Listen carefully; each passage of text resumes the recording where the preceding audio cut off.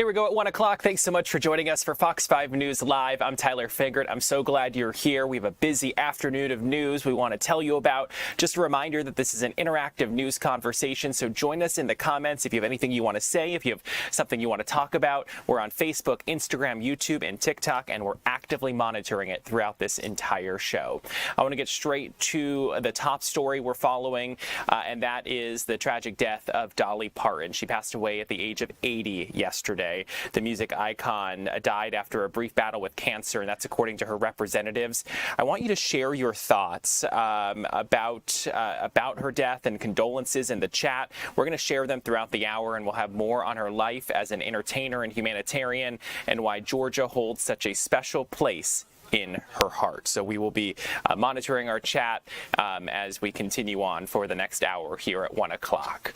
But first, I want to check in with our assignment manager, Tanya Mendoza, for a check of the stories that we are working on today. Tanya, good to see you. Good afternoon.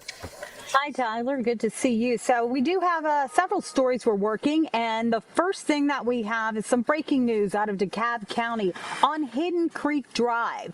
That's where police responded this morning to what appears to have been a shooting, a person shot. They did say that the victim was taken to the hospital and there's no danger to the public in that area. Our chopper was over it, our helicopter was over that scene earlier. Things have cleared up in the neighborhood now, but we did send Annie Mapp out there. And what we're hearing from people in the neighborhood is that the two people involved in this shooting may have been related. We're hoping that police confirm all that information, and we will have an update for you a little later, Tyler. Yeah, we'll certainly be monitoring that one. Let's talk about a cold case. It's been 5 years now, and a family asking for justice and help. That's right. That's right. So over in Meriwether County, 5 years ago, on August 13th, 2021, 26-year-old Olivia Fowler vanished after being seen walking along a rural road in that county. For 2 years, her family searched for answers. In August 2023, FBI DNA testing confirmed that human remains found in late 22 were Olivia's. That shifted the case from a missing person search to an active death investigation. The family is still looking for answers in this case, and they're hoping that still happens. But Doug Evans is interviewing the family today. Today marks the 5 years since her disappearance. Tyler?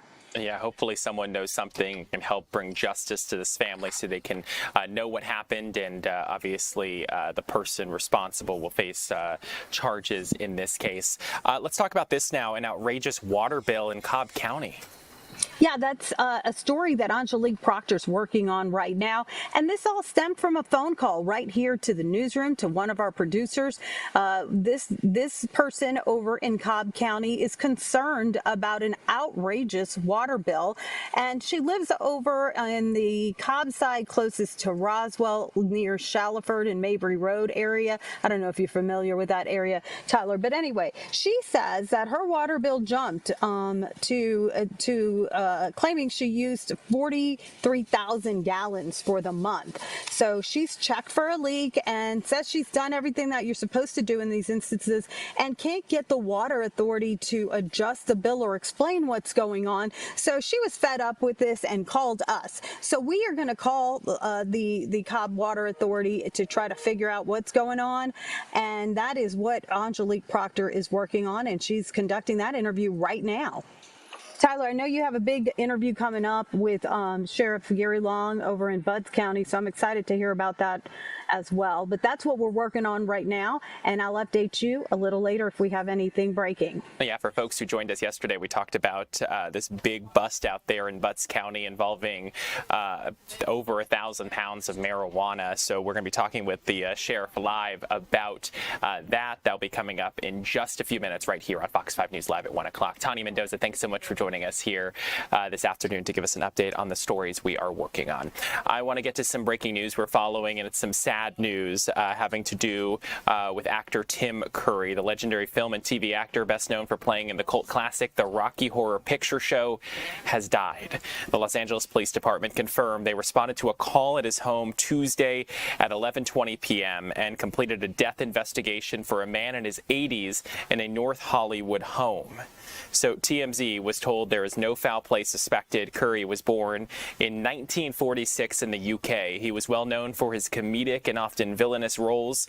He played Dr. Frank and Furter in the 1975's The Rocky Horror Picture Show, and Pennywise from the 1990 adaptation of Stephen King's It. He also acted as Mr. Hector in the holiday classic. I know a lot of younger people would know this one, Home Alone 2, Lost in New York. In 2012, Curry suffered a massive stroke which required brain surgery. He mostly pulled back from acting but did go on to work on voiceover projects. He was 80 years old. That news coming in just a short time ago. Monitoring it, we got it. TMZ initially reported it, and a sad news coming out from California for Tim Curry passing away at the age of 80. And obviously at this point, most people probably know about what happened yesterday. Another big name, Dolly Parton, passed away at the age of 80, a musical giant. Dolly Parton died yesterday in Nashville, Tennessee. Parton's team says her death comes after a brief battle with cancer.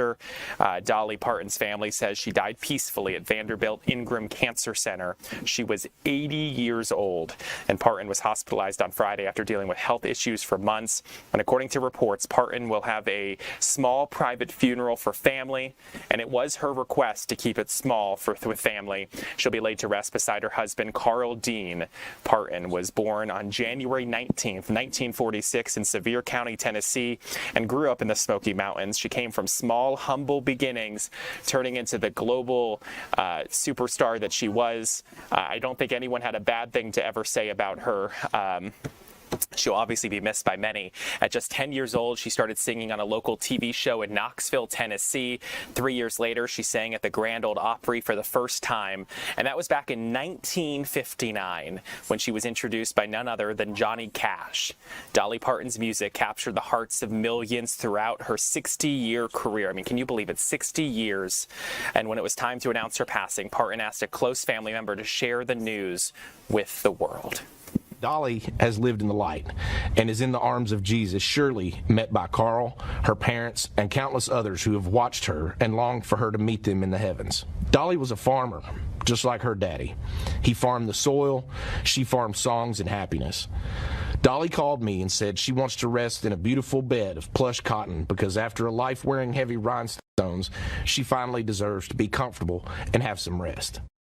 Yeah, this was truly sad news that we had to report yesterday. We got the news just at about 1:55 p.m. yesterday afternoon. We started reporting it during our 2 o'clock hour right here on Fox 5 News Live. Beyonce, Taylor Swift, Sabrina Carpenter, Jane Fonda, and Billy Ray Cyrus are just a few of the celebrities paying tribute to Parton for her contributions to music, film, literacy, and so much more. And I also saw on social media yesterday, Eminem received a letter from Dolly Parton at one point where basically praising him, saying they have never met and she wanted to meet him, and it was just saying that she had heard that he was great at what he does. Obviously a tragic loss. Again, I don't think anyone had a bad thing to say about Dolly Parton, and obviously she not far from here, just a few hours up the road near Knoxville in Sevier County, Tennessee, in the Great Smoky Mountains. Obviously, we want to continue our coverage because she has a huge history here in Georgia, and community members and fans are gathering in Ringgold, Georgia, to mourn country music legend Dolly Parton after her passing. And that was where she actually was married to Carl Dean. And so our Maria Guzman joins us now live from that North Georgia city. And Maria, I see that big mural behind you, and I can see some of the flowers. I'm sure that has been a place of gathering since the news came out just about 24 hours ago. Hey Tyler, yes, I arrived here around 10:30 a.m. and this memorial that they have established behind me has been just getting bigger and bigger, more flowers, more candles. I'm gonna go ahead and put my camera to show you guys around, but there's just been waves of fans and supporters that have been making their way here to this mural. It's in the corner of Nashville Street and Tennessee Street, so two names close to her story, right? But just want to go ahead and give you guys a live look. We have have several flowers, some cowgirl boots I see, but also handwritten messages from fans. As I'm talking to neighbors here from Ringgold, they tell me that if you think of the town, you also think of Dolly, because this is the backdrop of her love story. I mean, right here shows Carl and Dolly. They sealed the deal in 1966, but also there are several neighbors coming here across the state line from Tennessee, and also just as well from neighboring towns. I got to speak with one Dolly fan, and she was very emotional because she spoke about the impact that Dolly had in her life and in her kids' life regarding her Imagination Library program. So let's go ahead and take a listen to that. I heard it yesterday after I got off of work, and I thought it was a joke at first, but I saw it on every social media platform that I have, and I bawled my eyes out for a good 2 hours. I went to work last night, and I couldn't function, because I'm such a big Dolly fan. It's crazy. My 9-year-old son, he started learning how to read, reading her Imagination Station books, and it hit hard for us, or for me anyway. My friend looked at me crazy when I started crying, but they just don't understand how big of an impact she's had on the entire world, I'm assuming. But everybody loved Dolly. When you come here, you see the mural, you see the people that are leaving flowers. What goes through your mind? She shouldn't have had to die. She made great music, wonderful movies, and she was a pioneer. A pioneer. I feel like Dolly had her hands on almost everything. What's something that sticks with you about her work? Imagination Station, the books, the Imagination Station Library books. Yeah, those are my favorite. What's one thing that Dolly has done or has taught you that's going to stick with you? Be kind to everyone. She was kind, sweet, beautiful, and just a beautiful person, very beautiful. She's my idol, like the big hair, the glam, the rhinestones. I always wanted to be like her. Just the big hair is my favorite. Yeah. And as I'm talking to neighbors and business owners here in Ringgold, they told me that they plan to do a Paint the Town Pink event. Basically, they're going to decorate the storefront of their businesses with pink and butterflies. Tyler. Maria, I talked with you yesterday afternoon on the phone when we were talking about having you go up to Ringgold. You used to work in the Knoxville area before you came to us here at Fox 5. Obviously, Knoxville, Pigeon Forge, Sevier County, those places, I mean, obviously she was beloved around the country, but it was a different level in that area, right?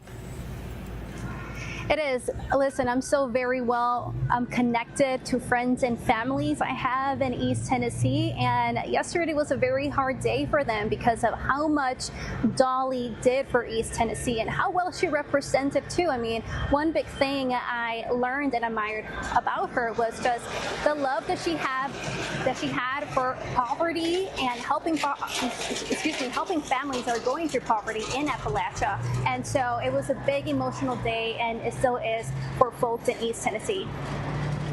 Yeah, I mean, obviously, 80 years old, she lived a fantastic life, did so much good in this world.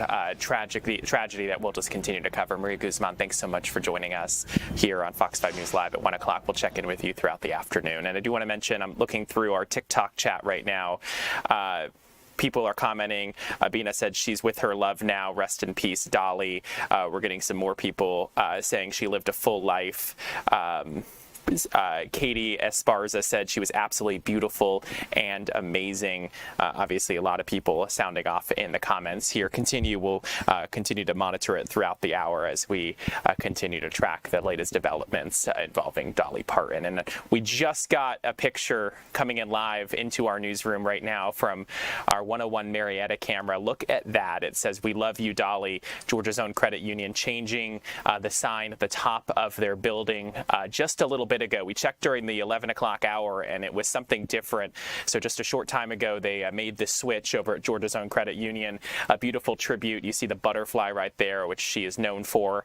I think it is true. Here, Georgia, across this country, we love you, Dolly. And, flags are going to be at half staff after President Donald Trump made that announcement yesterday. So we'll keep everyone up to date as we continue on here.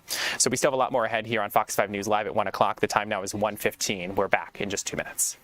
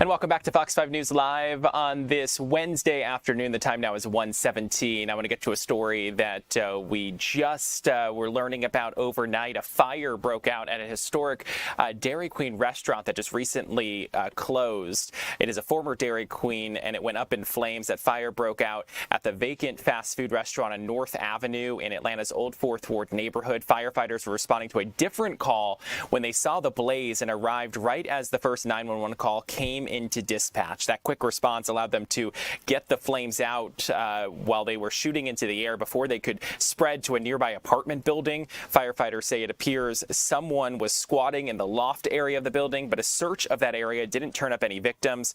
The cause of the blaze is obviously under investigation. The good news here, no one was hurt during this firefight, and obviously the fire did not spread any further. I want to get to a story that we have been monitoring now for just about 24 hours, and it involves a massive marijuana bust in Butts County. And the sheriff says it should serve as a warning here in Georgia. Authorities say they intercepted, get this, 1,800 pounds of pot shipped from California, with about half of it heading here to the Atlanta area and the other part heading down to Florida. Joining us now live is Butts County Sheriff Gary Long. Sheriff, thanks so much for being here this afternoon. Thanks for having me, Tyler. Thank you. So we were talking in the break. Let's talk about the shipment. 1,800 pounds. That is an awful lot of marijuana to be discovered. How were you guys able to discover this? And obviously, is this a lot for you guys? It's literally it's a ton. It's just short of 2,000 pounds. There was 3,400 that was dropped off in Atlanta. We did not intercept that, even though we tried. But on this case here, this wasn't a traffic stop. This was a truck driver that used a legit freight broker out of Sacramento, California. He was trying to get back to his home state of Florida. He used a freight broker to broker this load. It was legit, he thought. Picked it up in California. His first stop was in Atlanta, Georgia, on the West End. He went to a legit warehouse, legit company there, and dropped it there, and was headed on down to Orlando to make a delivery when he stopped at a local truck stop here in our community to take a shower and get something to eat. When he said when he turned in, the load shifted, and that's what made him climb into the back of the trailer to determine if the freight was damaged. When he climbed up in there, there was a box that was open with marijuana in the box, and he called 911. And that's how we intercepted this. This wasn't good police work. This was a good truck driver. Well, and so a couple questions that come to my mind. I mean, were they masking the odor of marijuana? Obviously, there is a smell to pot, and so he had to discover it by opening it. Obviously, the box kind of broke, and he saw it. And also, would the truck driver be facing any charges here? I mean, you made it sound like it was a legit order. He was, or broker gave him the truck or gave him the load, and he was just doing his job. No, absolutely. He'll not be charged. And actually, to tell you the truth, it's a sad day for the truck driver. He's out about $10,000 for doing the right thing.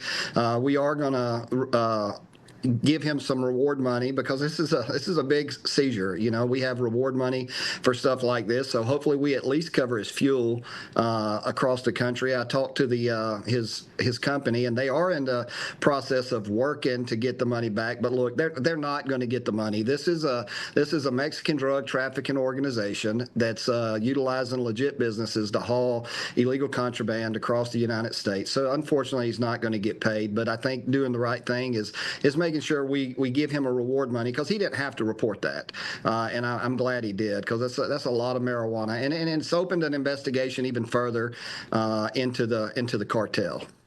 I mean, I don't think I've ever heard of something like this happening. Is this now a new way of trafficking drugs, specifically marijuana, from state to state, where you're using legit truck drivers, legit brokers to try to move the drugs? Yeah, so I've been 29 years. I've always worked some sort of drug enforcement, and the cartel is very crafty. I mean, we're talking a multi-billion-dollar year company, but yes, they like to use brokers, legit brokers, and they'll disguise their package it where it looks like legit freight, but the broker's not checking the freight. All the broker's doing is coordinating the loads to where they're going. But this is a common practice. In this case, it was marijuana. Today it's probably fentanyl. Tomorrow will be cocaine, but yeah, it's great that the driver did it, but the cartel, any means necessary to move their product across the United States, they're doing it. Well, and so, Sheriff, you're using the seizure as a chance to basically warn Georgia lawmakers. What's that about? So, look, I'm probably one of the most conservative sheriffs in Middle Georgia, if not in the state, and pretty outspoken. I have fought the legalization of marijuana for years. I told the Senate committee at committee hearings that we were entering a slippery slope years ago. I've traveled the country. I've talked to sheriffs in Colorado. I've talked to sheriffs in California. But look, our legislators allowed us to get on a slope. We have a train coming down the road, which is the marijuana legalization, that we're not going to stop. So let's do it right. If we're going to legalize it, this is what I think needs to happen. There's two things that ring to me true. Number one, our health insurance in America is through the roof, and that's not because of doctors. That's because of big pharma. And the marijuana industry is become the big pharma of the state of Georgia, Florida, California, and it's a pay-to-play system. Our politicians at the Capitol are taking money and slowly picking at the pie of legalization. And here's what I say. The state of Georgia is a state of the people, not about who's under that gold dome. Put it on a ballot. Let the people of the state of Georgia vote. And if they want that, then that's when legislation should get involved. It shouldn't be a pay-to-play scheme. I mean, an application fee just to be a marijuana grower in the state of Georgia is a roughly $250,000 fee that you have to pay, and there's no guarantee that you're even going to be accepted, and it's non-refundable. So the marijuana industry has the money, and they're paying off politicians, they're donating to campaigns, and they're getting contracts. And I think that we need to create the let the Georgia voters decide, do we legalize it or not? And if they do legalize it, then that's where our legislators should come in and build the framework where, when, and how that marijuana is going to be used. I don't want to be at the park with my granddaughter and smell marijuana smoke all day. So it's a simple fix. You don't smoke it in public. You can't smoke it in public. It's illegal. So there's a path to it. But here's the bigger problem. We have failed as a country and as a state to rid the cartel of our communities. And we need to create a level playing field. There'll never be a level playing field. Look, it's not the 1,800 pounds of cartel marijuana that I'm concerned with. I'm not. It's a lot of marijuana, but I'm not concerned with that. But the problem is the bigger footprint they make in the marijuana market, the bigger footprint the cartel has in the fentanyl trade and the cocaine trade and the methamphetamine trade. So there's a reason that that these marijuana industries charge $8,000 a pound and the cartel will charge $1,000 a pound. You can't compete. So make a level playing field. And I can assure you right here, homegrown in Georgia, we could crush that cost and make it where the cartel won't have that footprint. And look, enforcement action on cartels not working. We got to continue that, but we've got to put them out of business. And look, we're not stopping the train of legalization of marijuana. It's a fact. You're not going to stop it. And I hear it all the time. What's worse, marijuana or alcohol? Look, I'm not going to go smoke marijuana if it's legalized, but it's just as bad as alcohol. So it was something we're not going to stop. We need to face it. We need to stop the pay for play in this system. It's just frustrating. It's just frustrating. It's like our legislators are throwing stuff at us that we're not making any traction or getting anything done. And just quickly, before we run out of time here, obviously this was the bust you guys did that was going to the illegal market. If for supporters, they say if we legalize marijuana here in the state, whether for recreational use, I mean, that's going to essentially kill the illegal trade is what they say. I mean, do you think that is the case? I think two ways. If you keep big pharma, the marijuana industry, in it, you're not going to stop the black market because they have the regulations and fees so high that they can't compete with the cartel. The cartel's still going to be profitable. But if they legalize it and a guy or a woman that needs marijuana or wants to smoke marijuana for recreational use is allowed to grow marijuana, or an entrepreneur can get in business. Here's how I say it: if you can start a trucking company or you can start an electrician company, and this is the cost to get into that thing, that's what it should be for this, and give Georgia residents and voters of Georgia a chance to be in the business. But we will never compete. The cartels will always dominate the big marijuana industry, always, will never compete. And until we can shut that down, and the way to do it is when you legalize that, if a person wants to grow 10, 15 plants and they want to harvest their plants and they want to smoke their plant, then so be it, let it. They're not going to go buy from the cartel. But long as big pharma, being the marijuana industry, is got their hands in it and they're paying off legislators under that gold dome, we will never root out the cartels. If that was the case, Colorado, look, all marijuana today is coming out of Colorado, it's coming out of Michigan, it's coming out of California, and it's all black market where states that has legalized this. It's because the cost is so high.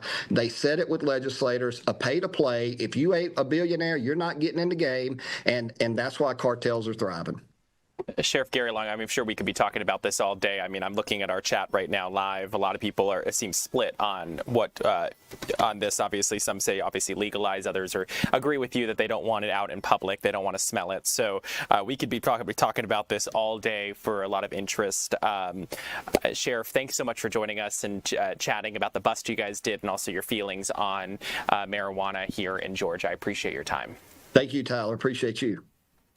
And as we continue on here on this Wednesday, I want to take a live look outside. You're looking at the Atlanta skyline, and the humidity is starting to go back up. I was feeling it today as I took my dog for a walk before I headed in here to the office to do the show, to join you guys here for Fox 5 News Live at 1 o'clock. And we certainly know that it is summer, and we are feeling it. Let's bring in Marquise Mita now for a check of the forecast. Good to see you. Always a pleasure to see you, Tyler. And yes, as you mentioned, the humidity is ramping up and that's going to be the case as we move across the rest of the work week. So we're kissing the days of dry weather conditions goodbye, at least for Wednesday, Thursday, and Friday. The weekend's going to be a horse of a different color, but let's get you folks back outside. Looks like the clouds are building as the moisture continues to grow.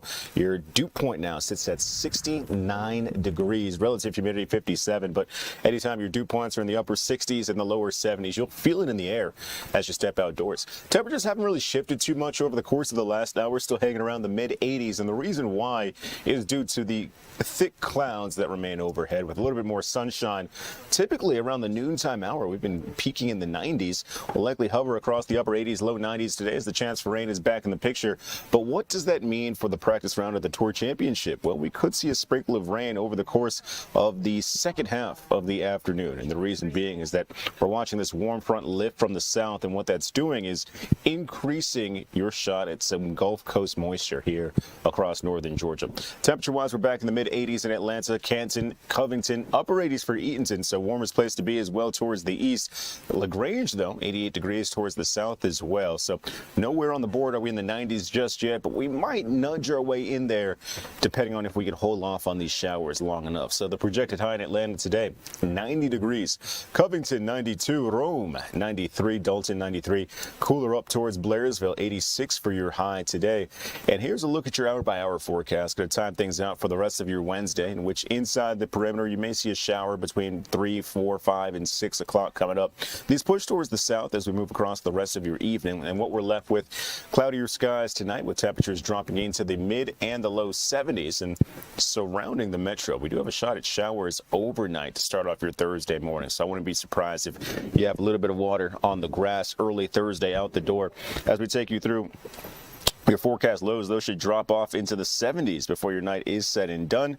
And then as we take a look at your 7-day forecast, we will see the chance for warmer weather happening this weekend. So we got to make our way through these showers on Thursday and Friday with that weak cold front moving through. Still, though, a chance for some flooding does exist on Friday and Thursday in localized areas. Drier this weekend with 30% coverage of showers and storms. And then we continue our trend with highs in the lower 90s as we kick off the work week on Monday and Tuesday. Marquise, thanks so much. I appreciate the update on the forecast today. No doubt. And we will check in with you guys, or check in with you a little bit later as you continue to fine-tune the forecast as we continue on here. So as we continue on here at 1 o'clock, I want to talk about this. It's International Dog Day, and you can celebrate the pups who bring joy to your life and also help a deserving pup who might be looking for a home. So we sent our Eli Jordan out to Paws Atlanta, and he joins us now live with the details. Hey, Eli. Hey, Tyler. Hey, I heard you have a dog. What kind of dog do you have, and what's the doggy's name? Sheepadoodle Fitzgerald. The Sheepadoodle Fitzgerald. How old is old Fitzgerald? 4 years old. We got to know each other's pets here now. 4-year-old Sheepadoodle. Yep. That's cool. That's cool. That you know that dogs have been a part of humans' life for over 15,000 years, and you know, they've helped us out a whole lot in today's National Dog Day, and I'm here at Paws, which is a great place to adopt because they're a no-kill shelter, they're nonprofit, and they take care of their animals. And if you get an animal here, it's going to be a good animal because I've gotten an animal here before, and it's a cat, but he's cool. But right now, I'm talking to Laura McKelvey of Paws, and we're here with Phantom. Hey, Lauren. Hello. And nice so to meet you. It's an International Dog Day. So, do you have dogs? Oh yeah, absolutely. I have 3 of my own, and I foster one from Paws, of course. What do you think it is about dogs that is so appealing to humans? I think that people just love having a friend that's right there with them, that's always ready to give them love and affection. And also, I just think there's something really special about having a human-animal bond, like being able to, you know, cross species that way. I just think it's a really unique relationship. It's something just so touching about, you know, the unconditional love. When you come home from a rough day, you might be in a bad mood, and you might, you know, get frustrated with someone under your feet as soon as you walk into the door, but they don't care. They love you, and they're going to be there. And when you leave, they're sad to see you leave. That's right. And I mean, and the companionship, I mean, it helps out a whole lot just for our own mental health and their mental health too, right? Yeah, I always tell people all the time. I think I came to work here for, I thought, just a couple of years, and I've been here 19 because I feel like they really have saved my life as well. So, you know, they really do help. And we were just talking about that the other day, about how you can get so frustrated with them, but then the second you look at them, you're like, oh no, you just turn to mush. And, you know, they're just so dedicated and loyal. And so So if somebody, it's important to get the right kind of dog if you go to adopt, isn't it? Oh yeah, absolutely. It's a huge commitment. You're looking at potentially 10 to 15 years, you know, down the road, if you're lucky, maybe even a little longer. And here, you guys take the time. You guys, make sure, try to do your best here at Paws to make sure people get the right kind of dog. I mean, you guys offer people time to get to know, right? Oh yeah, absolutely. We strongly encourage people to think it through. We love it when people do their research, come in. If you want to meet a dog multiple times before taking them home, that's great. We always encourage people to look into our foster program. If you're nervous about getting a dog and you don't know, or you want to try maybe somebody who's been here a long time, but you're just not sure what that looks like, you can foster them first and kind of get to know their personality, make sure it's a good fit for you and your family and your home. And then if all goes well, you can actually just adopt them from foster, or you can bring them back and foster somebody else until you find the right fit. So, I mean, if I fostered a dog and I have him for a week or two and I'm like, it's not working out, I mean, should I feel bad? Should I be ashamed to bring the doggy back? I am so glad you asked, because people do get really worried about that, but no, absolutely not. It's so helpful to us and any future adopters to know what they're like at a home. So even if you bring the animal back, we're going to get a ton of information that we can share with potential adopters. And so it's a win-win for all of us, really, but never feel bad. We have so many dogs that need help, and I think people are afraid to try them. And so then they get them home and they find out, oh, this is actually way better than I thought, and if they don't, that's fine. You get another one. And so if somebody wanted to adopt from Paws, where should they go? I mean, you have a website, correct? Oh, yeah. You can come in any day of the week. We're open every single day of the week. We're open from 10 until 5. Or you can go to our website, pawsatlanta.org. If you go on there, you can see all of our available dogs and cats for adoption. You can also get our foster application, adoption application, volunteer application, whatever. And but yeah, just let us know.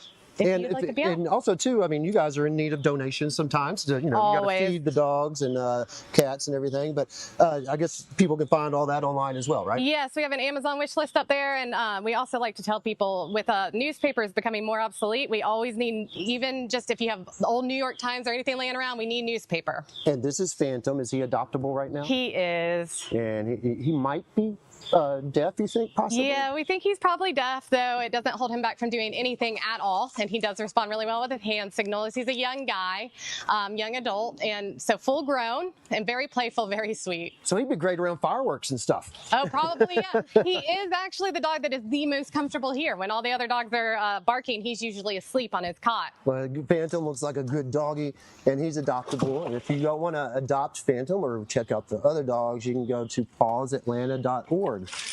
And Laura, Kelvy, thank you very much for your time. I'm going to stay on Phantom here. No, thank you. Please do. He's adorable. It's National Dog Day, and Phantom is part of it here on Fox 5. Tyler, I'll kick it back to you.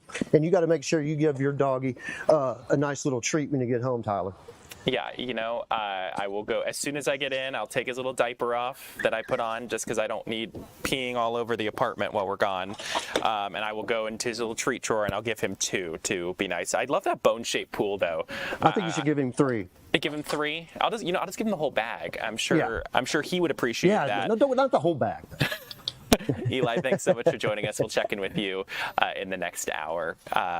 As we continue on here for Fox 5 News Live at 1 o'clock, the time now is 1:37. We're going to be back in 2 minutes.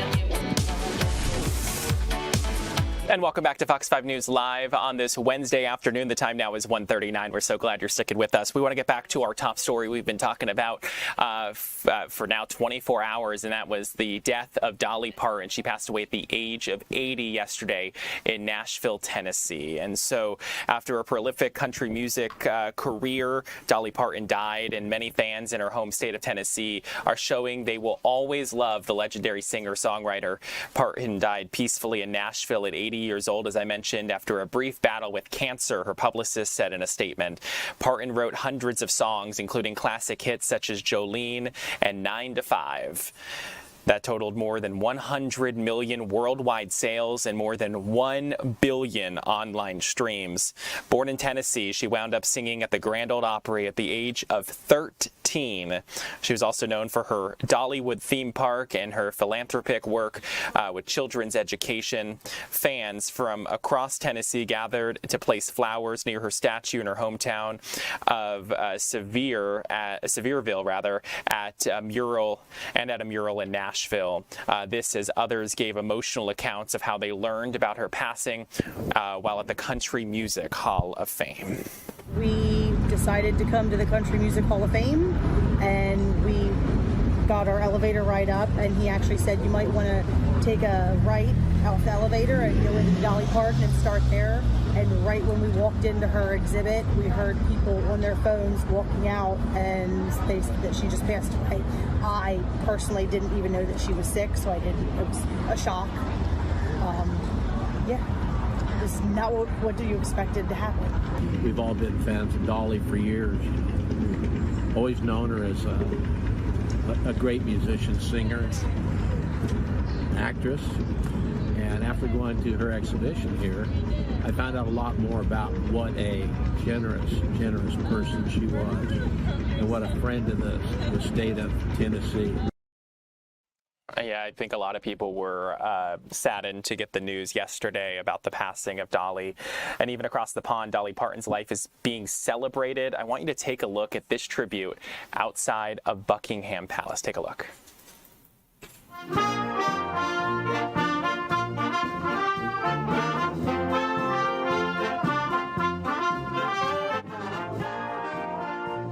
They quickly got to work to be able to show this tribute to Dolly Parton and to fans throughout the world. The royal family shared video this morning of the changing of the Guards military band playing Parton's hit 9 to 5. And so speaking of the UK and England, we want to tell you about this next story. Prince Harry and his wife Meghan have arrived in the United Kingdom today after 6 years living here in the U.S.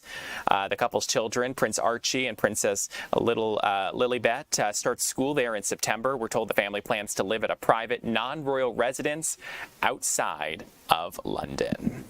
And we want to get you caught up on the Lindsay Clancy trial. We just got an update a short time ago here at 1 o'clock saying the testimony has concluded in the murder trial against Lindsay Clancy in Massachusetts. Closing arguments are expected tomorrow. Then jurors will ultimately decide whether she's guilty of first-degree murder or not by reason of insanity. An FBI psychiatrist testified about what he believes are inconsistencies in Clancy's story, including a male voice she claims commanded her to kill her 3 children. In an interview, Clancy told him the voices stopped after she killed her 3rd child, but before she tried taking her own life. He says it's rare a hallucination like that would only appear on the day of the murders. The defense admitted Clancy killed her kids, but said she did it during a psychotic episode. He said in the year leading up to the killings, Clancy tried to get help multiple times and was prescribed 13 different psychiatric medications. It is a story we'll continue to follow and make sure you get updated on. As we come back into the newsroom, it's time now to check in with our digital content creator, Jamison Moyer. She joins us now live at the digital desk with a preview and the stories that are trending right now on fox5atlanta.com and Fox Local. Jamison, good afternoon. Good afternoon, Tyler. So our first story is some new details that are emerging in the settlement of late actor Malcolm Jamal Warner. According to a petition filed in Los Angeles County Superior Court, Warner's daughter has secured primary rights to his trust and probate assets. The agreement grants $460,000 to Warner's mother, while his father and sister will each receive $12,500. In addition to transferring all of Warner's name, image, and likeness rights to his daughter's entity, the settlement also establishes a $550,000 college fund for her, fulfilling a prior prenuptial agreement. A court hearing is set for November 4th to finalize this agreement and give the judge's approval on it. Tyler?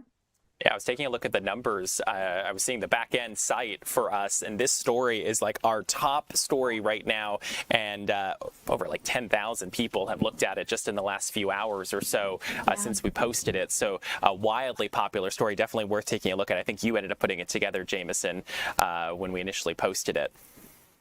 I did, because I was looking for information, because there's also a suit here in DeKalb County, Georgia. This one is in Los Angeles County, as I said previously, but the settlement resolves both of those lawsuits, or it's supposed to if the judge approves it. So very interesting stuff. This just was made public record recently, and I was able to get the firm to send me over a copy of the petition. Okay. Tyler. Well, I know you'll keep us up to date on it since a lot of people are definitely interested in that story. Let's turn now to some stranded climbers who were rescued. Yeah, so it was a dramatic rescue high above North Georgia after a free climber got trapped on the face of Mount Yonah. Emergency crews in White County responded to a 911 call just after 7 p.m. Tuesday evening. A climber was stuck roughly 260 feet up the mountain's west face, standing on a ledge with no clear way up or down, according to the 911 call. First responders then deployed a drone to pinpoint exactly where the climber was on the mountain, and then once they spotted him, firefighter Will Roper rappelled down the rock face, harnessed him, and then guided him back up to the ground. The rescue took just 42 minutes from the time that crews arrived on scene, and the climber managed to walk away completely uninjured, which is great news. White County Public Safety praised the swift, coordinated team effort for bringing what could have been a tragic situation to a safe close. Officials have not yet released the climber's identity or what led up to him getting stuck, but overall it's just a really cool story, and we got some awesome video that you guys are seeing now of the rescue happening. Yeah, obviously this is why these first responders train for things like this, so they can jump into action when someone is in need. I mean, I am sick to my stomach looking at this because that is so scary. I can just imagine how that climber was feeling after realizing that he just couldn't finish this climb, because obviously a far way down, if he could certainly get hurt or killed. Did you say how far up he was? He was about 260 feet up the side of the mountain. 260 feet. That is obviously something that would have killed him if he fell. And he just looks like he's just sitting on the edge there. That is super, super scary to look at. Don't know how he did that. Kudos to those first responders who jump into action to be able to bring him to safety, because obviously they've trained for this and they put that training directly into action. Absolutely. So let's talk about the Meta settlement. That was the news that has been making headlines today. Yeah, it's a massive settlement, and Georgia is getting a piece of this settlement. So we're set to receive up to $135 million as a part of this massive nationwide settlement with Meta Platforms. The record-breaking agreement resolves lawsuits accusing the tech giant of building addictive features that harm young users' mental health. While Meta did not admit wrongdoing, the settlement forces sweeping changes to both Facebook and Instagram. Younger users will now face a strict 2-hour daily time limit, overnight lockouts from midnight to 6 a.m., and disabled push notifications during school hours. State Attorney General Chris Carr called it the largest consumer settlement in U.S. history outside of the 1990s tobacco deals, adding that it sets a new safety standard for all social media platforms moving forward. Tyler? Honestly, I feel like I could use that little clock counting me down so that I could actually, enjoy life and not be stuck in my phone looking at Instagram and Facebook. That 2-hour clock would probably be good for me for my life and not having to just sit there and constantly look at it. But certainly interesting. I'm sure that's going to pique a lot of attention from folks. Absolutely, and that's a massive settlement. I think overall it's 16 billion or 16.9 billion, which is an insane amount of money. So. But I'm glad that this has come to a close. Yep. Jamison Moyer, thanks so much for the update on the stories that are trending right now on fox5atlanta.com and our Fox Local app. Appreciate it. And we still have a lot more ahead here on Fox 5 News Live at 1 o'clock. The time now is 1:49. We're going to check in with our Chris Rosenthal in just 2 minutes.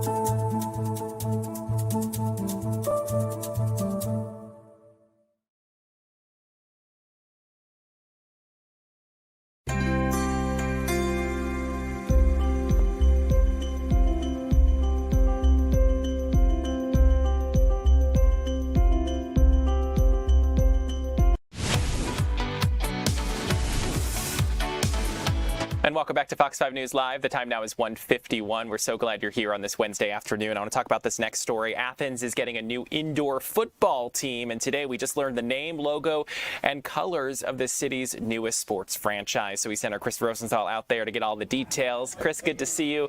What can you tell us?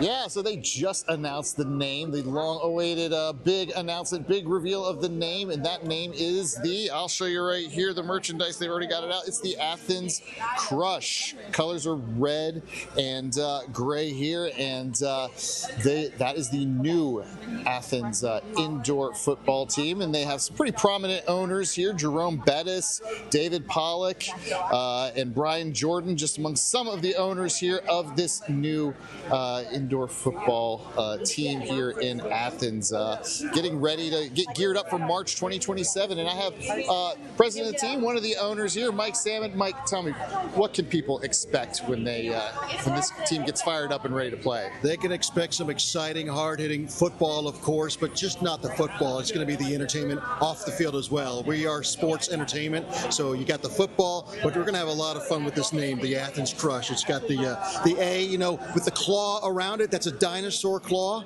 so that opens up a world of possibilities as far as mascots, game experiences, merchandise, things that we can do around that whole Jurassic Park theme, if you will. So we love the name. The fans today, the reaction was awesome as far as the logo and the name. There were some fisticuffs and behind the scenes and things like that, but we're happy with the name that we came up with. Yeah, some of the other names were Panic, I believe, and Hedgehogs, Hedgehogs. And well, the Crush also plays off REM's song Orange Crush, so we got that music tie-in.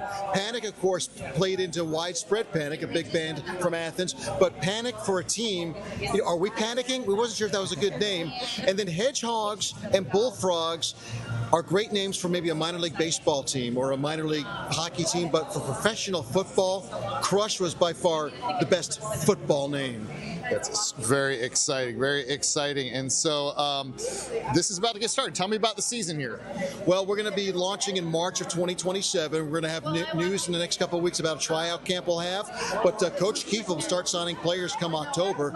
And then in March of 2027, he'll bring in the players to training camp. Halfway through that month, we'll have our team selected. And late March, the season will begin. It's really sort of, for Athens, it's really football almost all year round in this city, huh? We're now giving Athens a chance to touch the sport they love year round. We're going to start in the spring and go through summer. So the season will be March, April, May, June, July. Playoffs hopefully in August, and we think we'll be a playoff team our first year. So we're giving them, like you say, a year-round chance to follow football now. Special city, but why Athens here? Athens loves football. They're passionate about being able to have their own team that they can call their own. You know, UGA, Athens has had to share that with Atlanta and the whole Southeast. This is their team. We saw how they wrapped their arms around the hockey team here, and that opened our eyes. We said, my goodness, if they support hockey, what about football? So we got David Pollock and Brian Jordan and Jerome Bettis all involved, and the team has just come together, and the fans have really responded. Wonderful. Mike Salmon, thanks so much. We got to look at the team, the Athens Crush, coming to Athens here, new indoor football team. Chris, we were just commenting that we love the name. That is a great name for this. Looking forward to what they do when they debut next year for their season opener. Chris Rosenthal, thanks so much for joining us from Athens with the latest on this. And before we go, I just want to take a moment to tell you about something we just got a few minutes ago via social media. Miley Cyrus posted this picture of Dolly Parton. Obviously, they were close. The family, the Cyrus family, and Dolly Parton close. This is the post. It's a picture, an older picture of Dolly Parton, and Miley Cyrus wrote, "The feeling of losing my Aunt Dolly is beyond what feels right to share. Our most sacred moments were private, and they will stay behind the stage, beneath the glamour and between our hearts." She did say, "What I know is Dolly would want me to feel it, write a song about it, and then continue on and be strong. I have an angel by my side. I always have." And one of our last conversations was about music and metamorphosis. So we'll obviously be staying on top of this story. We'll have much more throughout the day right here on Fox 5 Atlanta, and also on our website, fox5atlanta.com, and right here on Fox 5 News Live. I don't want you to go anywhere. I appreciate you joining us here for Fox 5 News Live at 1 o'clock. I'm Tyler Fingert. We'll have much more on the day's top headlines and the weather coming up at the top of the hour for Fox 5 News Live at 2. Make it a great day.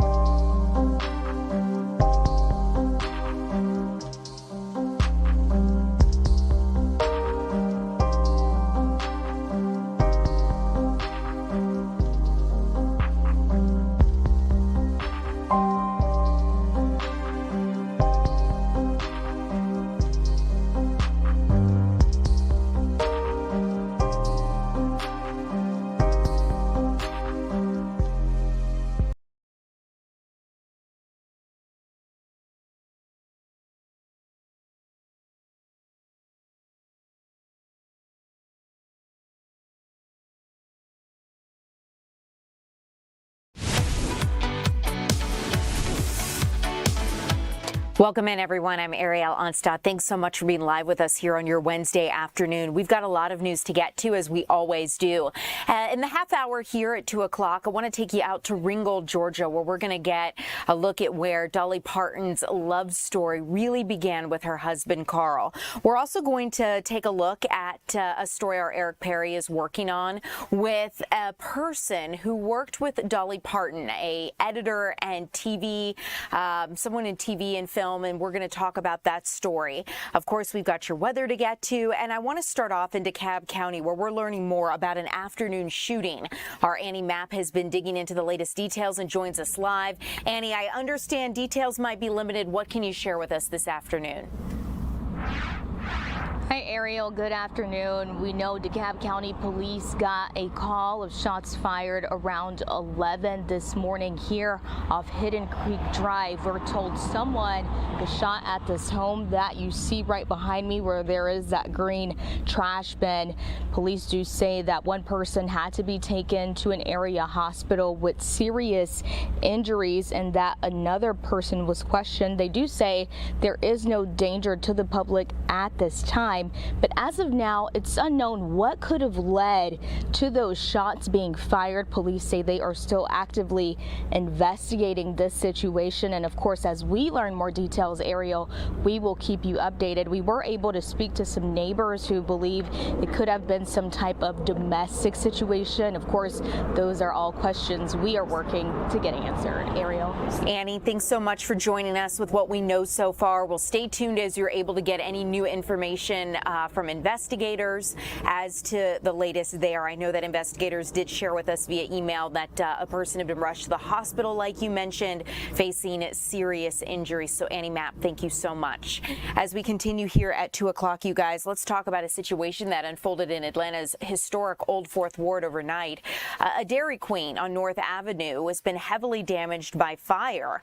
We understand that this longtime Dairy Queen closed just months ago, and now it is facing severe damage from flames. The fire started at the former restaurant on North Avenue, like I mentioned, and ultimately firefighters came out and had to work to put this out. By daylight, we could see much of the building was a burned out shell, but it started, or rather that building and that business had been on North Avenue for roughly 60 years before closing. No injuries have been reported, but Atlanta firefighters say they were responding to an unrelated call at the nearby Claremont Hotel around 1:40 a.m. when a crew passing the Dairy Queen noticed flames coming from the building.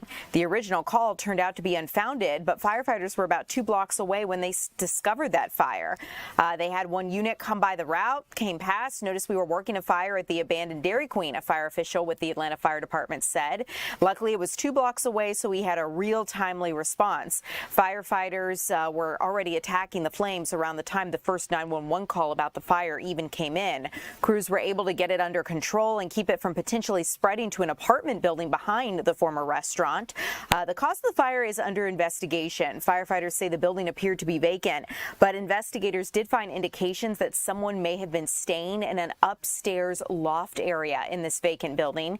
They searched it. They did not find anyone inside, and they believe whoever may have been inside the building at the time was able to get out before firefighters searched the property. They've not said whether that person, if located, could be connected to the cause of the fire, but it is a factor they're investigating to understand whether or not there was a possible squatter and whether or not those activities could have contributed to this blaze. Let's talk about a robbery attempt that unfolded at a Wells Fargo in Buckhead. We understand one person has been detained, and you're getting a look at the scene here as it unfolded. We understand this bank robbery, or attempted bank robbery, happened Tuesday morning. Police say someone tried to stick up the Wells Fargo just after 10 a.m. at the branch in the 2200 block of Peachtree Road Northwest. Investigators say they were able to detain one person. Regular customers say they couldn't believe what was really going on because they saw the heavy traffic on Peachtree Road, and they said, listen, this is not a well thought out getaway plan. Like if you're trying to rob a bank, maybe a location with less severe traffic might give you a better better time to get away. Now, authorities have not confirmed how the crime was attempted, whether anything was taken or if anyone was hurt, but they are continuing to investigate. We do know one person was detained, but no official charges have been announced just yet that we are aware of. Let's talk about how a second arrest has now been made in a mass shooting that had happened back in the Auburn neighborhood. Police say that it has arrested Nasir Williams with help from the Atlanta Police Department and the Sandy Springs Police Department. Ultimately, the FBI's Violent Crime Task Force made the arrest. Authorities say a third person is still at large. Nasir Williams is charged with murder and 10 counts of aggravated assault. So it's been quite some time. Police have been looking for at least 3 suspects related to this mass shooting in Atlanta's Sweet Auburn neighborhood. And I'd like to talk you through the backstory here on what happened in case you're unfamiliar, because this incident unfolded around 1:30 in the morning of July 28th, 2025, near the streetcar shop in the 300 block of Edgewood Avenue. Police say a group of 3 men and 1 woman approached a crowd and opened fire. Authorities believe an argument escalated into gunfire, ultimately causing the mass shooting. They say a 27-year-old man identified as Santos J. Wyatt was killed and an 18-year-old man was seriously hurt. 6 additional men and 3 women were among the other victims. Weeks after the incident, Rico T. Arnold, a 19-year-old, was arrested during a traffic stop in Clayton County. And FBI Atlanta said that additional information on that third individual wanted in connection with the mass shooting will be released soon. The condition of that 18-year-old who was seriously hurt in that incident their condition is unknown. Not sure if they've made a full recovery. That is a question that I have. We'll continue to keep you updated as we get any new info, but keep in mind a third person, or rather a second person, has been arrested in this mass shooting incident, and a third person is still at large. Let's talk about a situation unfolding with Facebook Marketplace. Police are investigating how these meetups from Facebook Marketplace are now turning into armed robberies. They started as arranged Facebook Marketplace meetups, and police now say that they've escalated into a series, not just one, but a series of armed robberies. Police say 3 victims went to Pomona Circle in southwest Atlanta after arranging transactions through Facebook. Instead of completing the expected transactions, each victim was robbed at gunpoint. The robberies happened between July 1st and July 28th, according to investigators, so really in less than a month's time. Police believe the same people are responsible for all 3 incidents, and they're asking the public's help to identify them. On July 1st, 2026, the suspects robbed a victim at gunpoint of money during a Facebook Marketplace meetup to buy a PlayStation 5.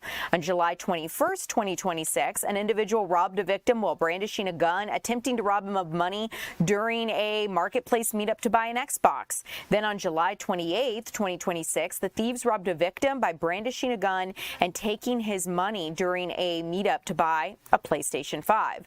If you have any information on this situation, you are asked to contact police. A reward is being offered for information in this case.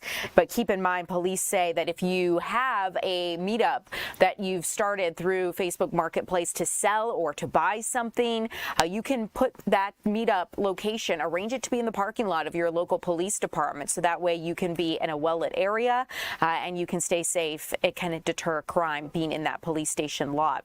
Let's continue on. I want to talk about a story that we're learning more about here this afternoon. We understand that the guardian of a woman who is vulnerable, an autistic woman, is now filing a lawsuit against a treatment facility after saying that this woman was sexually abused. Our Deidre Dukes has been looking into this lawsuit and joins us live with the latest. Deidre, it is great to see you. What can you share on this story this afternoon? Hi, Ariel. We are joining you live from Ridgeview Institute here in Smyrna. Let me tell you a bit about this facility. It is located in Smyrna. It is a private facility where individuals, staff. They do treat behavioral and psychiatric patients here. So it is alleged that in mid-April, they do allege that those attorneys for a 20-year-old autistic patient, that she was being cared for here at this facility, and they do say that she was sexually assaulted by a male patient here at the facility. They say on at least one occasion and possibly more times while she was unsupervised here at the facility here in mid-April. Some very concerning allegations there.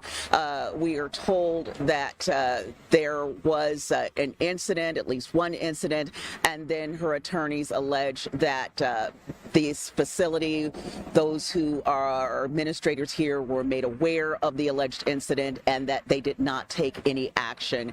And so attorneys for the guardian that represents this woman, they have filed a lawsuit. They are alleging that the care facility here and also some unnamed individuals who work at the facility, they are named in this lawsuit, and also the individual who is alleged to have carried out this very disturbing crime against this individual.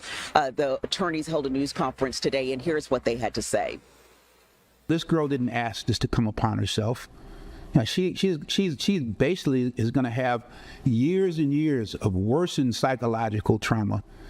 She was the worst kind of person to have this kind of psychological trauma befall upon her, because she's already vulnerable. She's already fragile. She's worked so hard to get herself to being as functional as she is right now, and then all of a sudden this comes in and just wrecks all of the work that she has done dealing with her already pre-existing conditions.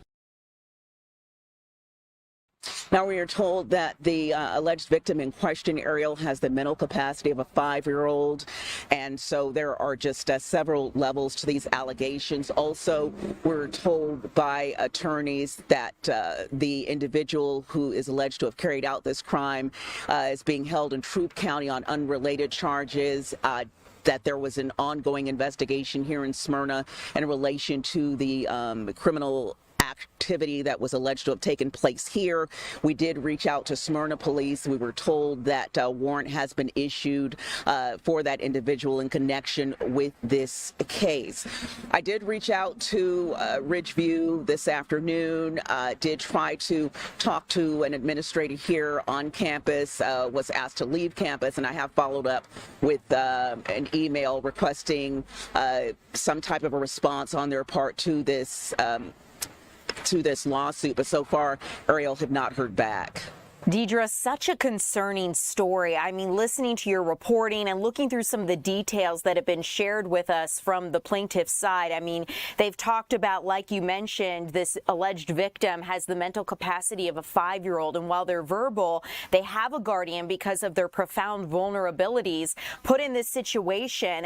And just looking through some of the details in the complaint, it talks about how they say there have been other incidents of sexual abuse at this facility. Specifically, they say that 53 complaints prompted state inspections of Ridgeview over an 8-year period. So it seems like, based on the details that have been shared with us, this might not be an isolated incident. It certainly appears so, just based on the court documents that, as you said, you've looked through, and then also to the state records that have indicated and kind of spell out the history of this facility. Again, we ourselves have, Fox 5, done several investigations and reports on this facility in past years regarding some of the same allegations and other issues surrounding this facility. But again, as it stands now, this is, as far as we know, the most recent incident that has now led to a civil lawsuit in regards to this 20-year-old autistic person with severe disabilities, again, the mental capacity of a 5-year-old, and as a result, Smyrna police saying again that an active warrant is out for the individual that is named in that lawsuit alleged to have committed these crimes. A criminal warrant has been issued in connection with this case. Just a heartbreaking situation, Deidre. Thank you for joining us for the update. Hopefully we're able to get some kind of statement or information from Ridgeview's side as well to understand what they might have to say in all of this. Deidre Dukes, we'll see you again later this evening. Thank you for joining us for the this report this afternoon. As we continue here at 2 o'clock, let's continue, guys, and talk about the latest regarding actor Tim Curry, who has died at the age of 80 years old. When it rains, it pours, it seems. You know, we learned news yesterday that Dolly Parton had died at 80 years old, and now Rocky Horror Picture Show actor Tim Curry has passed away. The Los Angeles Police Department confirmed they responded to a call at his home Tuesday at 11:20 p.m. and completed a death investigation for a man in his 80s in a North Hollywood home. TMZ was told there is no foul play suspected. Curry was born in 1946 in the United Kingdom. He was well known for his comedic and often villainous roles. He played Dr. Frankenfurter in 1975's The Rocky Horror Picture Show and Pennywise from the 1990 adaptation of Stephen King's It. He also acted as Mr. Hector in the holiday classic Home Alone 2, Lost in New York. And in 2012, Curry suffered a massive stroke, which required brain surgery and left him wheelchair-bound. He mostly pulled back from acting, but did go on to work in voiceover projects. We'll continue to keep you updated as we learn more news about tributes and ways that you can remember him. But in other entertainment news, I want to talk about the latest regarding Malcolm Jamal Warner's trust dispute, because this has been something you guys have been very interested in on Fox5Atlanta.com. A petition filed in Los Angeles County Superior Court is seeking the court's approval for a binding settlement agreement to resolve estate and trust issues following Malcolm Jamal Warner's death. His minor daughter has secured primary rights to trust and probate assets after a settlement in LA County Superior Court. The estate settlement grants $460,000 to his mother, Pamela Warner, while Warner's father and sister receive $12,500 each. The agreement establishes a $550,000 college fund and transfers name, image, and likeness rights to his minor child's entity. You may remember Malcolm Jamal Warner died back on July 20th of 2025, leaving behind his wife, Tanisha Warner, his minor daughter, his mother, Pamela Warner, father, Robert Warner, and sister, Kalaj Carson Warner. He unexpectedly died at 54 years old after an accidental drowning in Costa Rica. There had been a big dispute between his wife and his mother and other family members about his trust, and this settlement now transfers his name, image, and likeness rights as an entity to be solely managed by his minor daughter, actually managed by his mother, Pamela Warner, until his minor daughter, comes of age. But she will own the rights to his name and likeness. The agreement also directs a college plan fund for his daughter, like I mentioned, with the maximum amount of $550,000. And this will address an unfulfilled prenuptial agreement obligation as well. His mother, Pamela Warner, will remain trustee without compensation until the court approves or accepts her resignation, and that is according to court documents. The overall settlement is basically addressing ongoing probate and trust litigation issues across California and DeKalb County here in Georgia, while preserving remaining assets for his child. So we'll keep you updated as we get any new information on that. But let's talk about the latest regarding this massive settlement with Meta, because this is something that now affects Georgia. A major break has happened, and Meta has agreed to settle claims with several states who claimed its platforms harmed children. Georgia will receive nearly $100 million and could ultimately collect almost $135 million under this sweeping multi-state settlement with Meta. The $17.1 billion agreement requires major changes to Instagram and Facebook, all aimed at protecting children and teenagers as they use Meta's apps. New safeguards include daily time limits, overnight restrictions, school hour notification limits, stronger parental controls, and additional age verification measures. So let's get into this, because ultimately Georgia Attorney General Chris Carr announced the agreement today and is calling it the largest state consumer protection settlement in U.S. history outside of the tobacco settlements of the 1990s. So if Big Tobacco was the settlement that happened in the 1990s of this magnitude, it seems Big Tech, or at least social media, is the one we are now seeing here in the 2020s. The agreement resolves claims brought by 47 states, including Georgia, along with the District of Columbia and several U.S. territories. The lawsuits from these states accuse Meta of designing Instagram with addictive features, exposing young users to potential mental health harms, and misleading the public about the safety of its platforms. Keep in mind, Meta has not admitted wrongdoing as a part of this settlement. Take a listen to what some experts have to say. In many ways, for the company, this is still chump change. I mean, this is a company that makes a huge amount of money. Because teens move fluidly across dozens of apps, we need an industry-wide solution. We therefore call on our industry peers, TikTok and YouTube, to implement this new framework right away. So you can see Chief of Legal with Meta is saying that, hey, it's not just us. We need everybody else in the tech space to implement these safeguards. What safeguards are we talking about, you might ask? A court filing says Meta will be required to have daily limits and nighttime blocks for teenage users of Facebook and Instagram. Meta says it will pay more than $16 billion to settle the case, and it's going to implement a default 2-hour daily time limit on Facebook and Instagram for users under 18 years old. Better age verification, and school modes that automatically mute push notifications during school hours. It's also going to require breaks in usage, changes to its algorithmic feed for teens, adjustments to public likes and reactions, and content moderation. And as we see this, the trial is going to cut, or the settlement is going to cut the trial short that Meta was going to be a part of.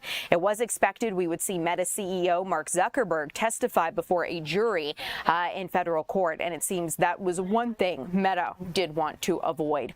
As we continue here at 2 o'clock, you guys, we have more to come. We want to get a check of your weather forecast with meteorologist Marquise Mita. We also need to get a check of some other stories that we're following, and we have the latest on Dolly Parton and the tributes for her coming up as well.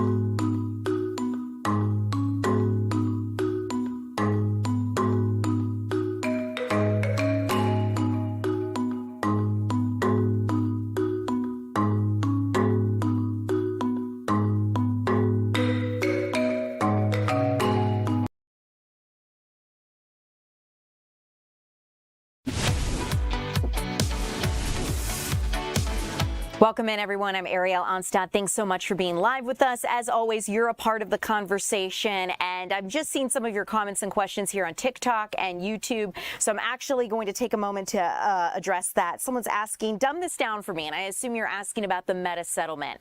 Basically, a bunch of states sued Meta because they alleged that Meta was harming children. Its platforms like Instagram and Facebook were addictive for teens. Meta has not admitted wrongdoing in this, but they are going to pay a lot of money to to a bunch of states, including Georgia, and they're going to start instituting new safeguards for kids on their apps. Someone else is asking what's up with the Tupac trial. So Tuesday marked day 7 of testimony. So today would be day 8, but I'm not sure if court is in session right now. I'm looking off to my right at our live feeds, and I can tell you, though, yesterday when we watched some of the testimony as it unfolded in court, we heard from a witness who did not want to be in court, but did reveal the words that Tupac Shakur allegedly told him moments after he was shot in Las Vegas 30 years ago. Malcolm Greenidge, also known as Idi Amin, testified about his close relationship with Shakur. He talked about the drive-by shooting, said he was horrified,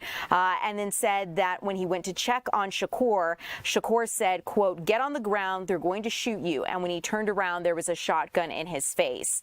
When the attorney asked who was holding the shotgun, this witness responded by saying it was a police officer and saying he then got on the ground. So we're seeing a lot of witness testimony recall those moments years ago. We're going to continue to keep you updated in the courtroom as we get new information regarding that situation with the trial as it continues to play out. But we are about a week into it, and we will keep you updated as this moves forward. As always, you guys have questions on anything, feel free to let us know, and I'll work those in.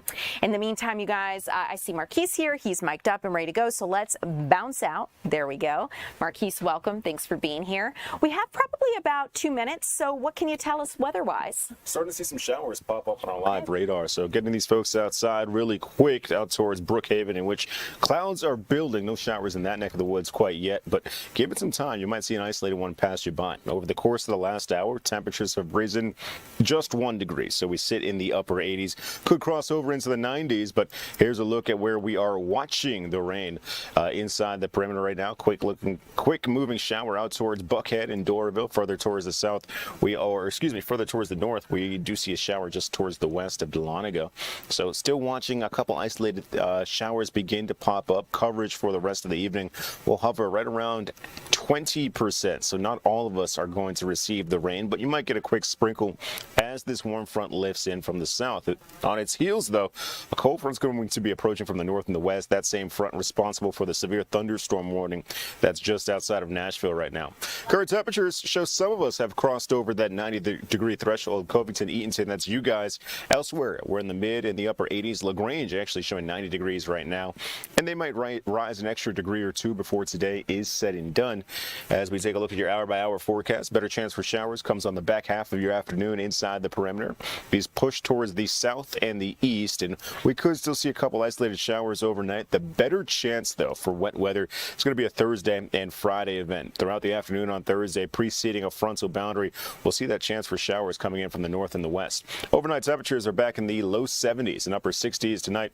Then on Friday, we do watch the chance for not just the potential for flooding, but we could also see severe thunderstorms, 1 or 2, at least a strong one, including the chance for hail and strong damaging winds. The Tour Championship forecast does have you in the upper 80s Thursday and Friday before we warm up and dry out over the course of the weekend. Ultimately, though, I do believe that the opportunity for showers is going to be much greater on Friday than Thursday just because of the nature of this front. You see all the wet weather activity stretching from LaGrange all the way through Augusta on Thursday in the afternoon. That does amplify as we move throughout the day, but with the front directly overhead on Friday, much more widespread showers and storms will be around the vicinity, in which we will eventually dry out heading into the weekend coming up. So altogether, your 7 days look like this: 90 for your high today, in the upper 80s Thursday and Friday, with rain showers moving in, drying out Saturday and Sunday, and then the overall trend has us in the low 90s from Saturday through Tuesday. All right, Marquise, really good to know. I got to shout you out. We have someone here in our TikTok chat, an OG, if you will, who says, "Okay, weatherman." Hopefully that's a good thing. The eyes. Yes. The eyes. I'm going to say that it is. But like you predicted, of course, a little wetter, a little more humid outside. Yeah. I mean, it's Georgia. What can we do? But I mean, at least we're not super hot, right? This is true. All throughout the month of August, we were peaking in the mid and the upper 90s. So I'll take this with a couple of sprinkles of rain. Yeah. And the comment from the TikToker, I'll take okay weatherman as opposed to okay weather boy. So this is a great point. A great point. Marquise, thanks as always. You guys, as we continue here, we're going to take you out to Ringgold, Georgia. We're going to get the latest on tributes for Dolly Parton. More to come.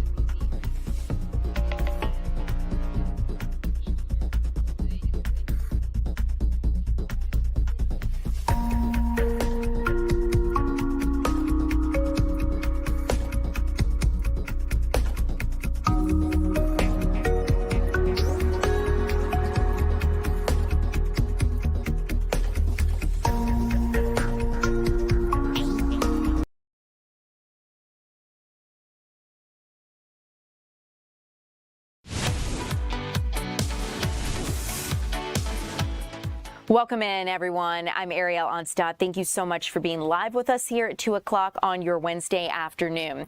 As promised, at the top of 2 o'clock, I told you we'd be going out to Ringgold, Georgia. And before we get there, I want to give you a little backstory as fans mourn the loss of a musical giant. Dolly Parton died yesterday in Nashville, Tennessee.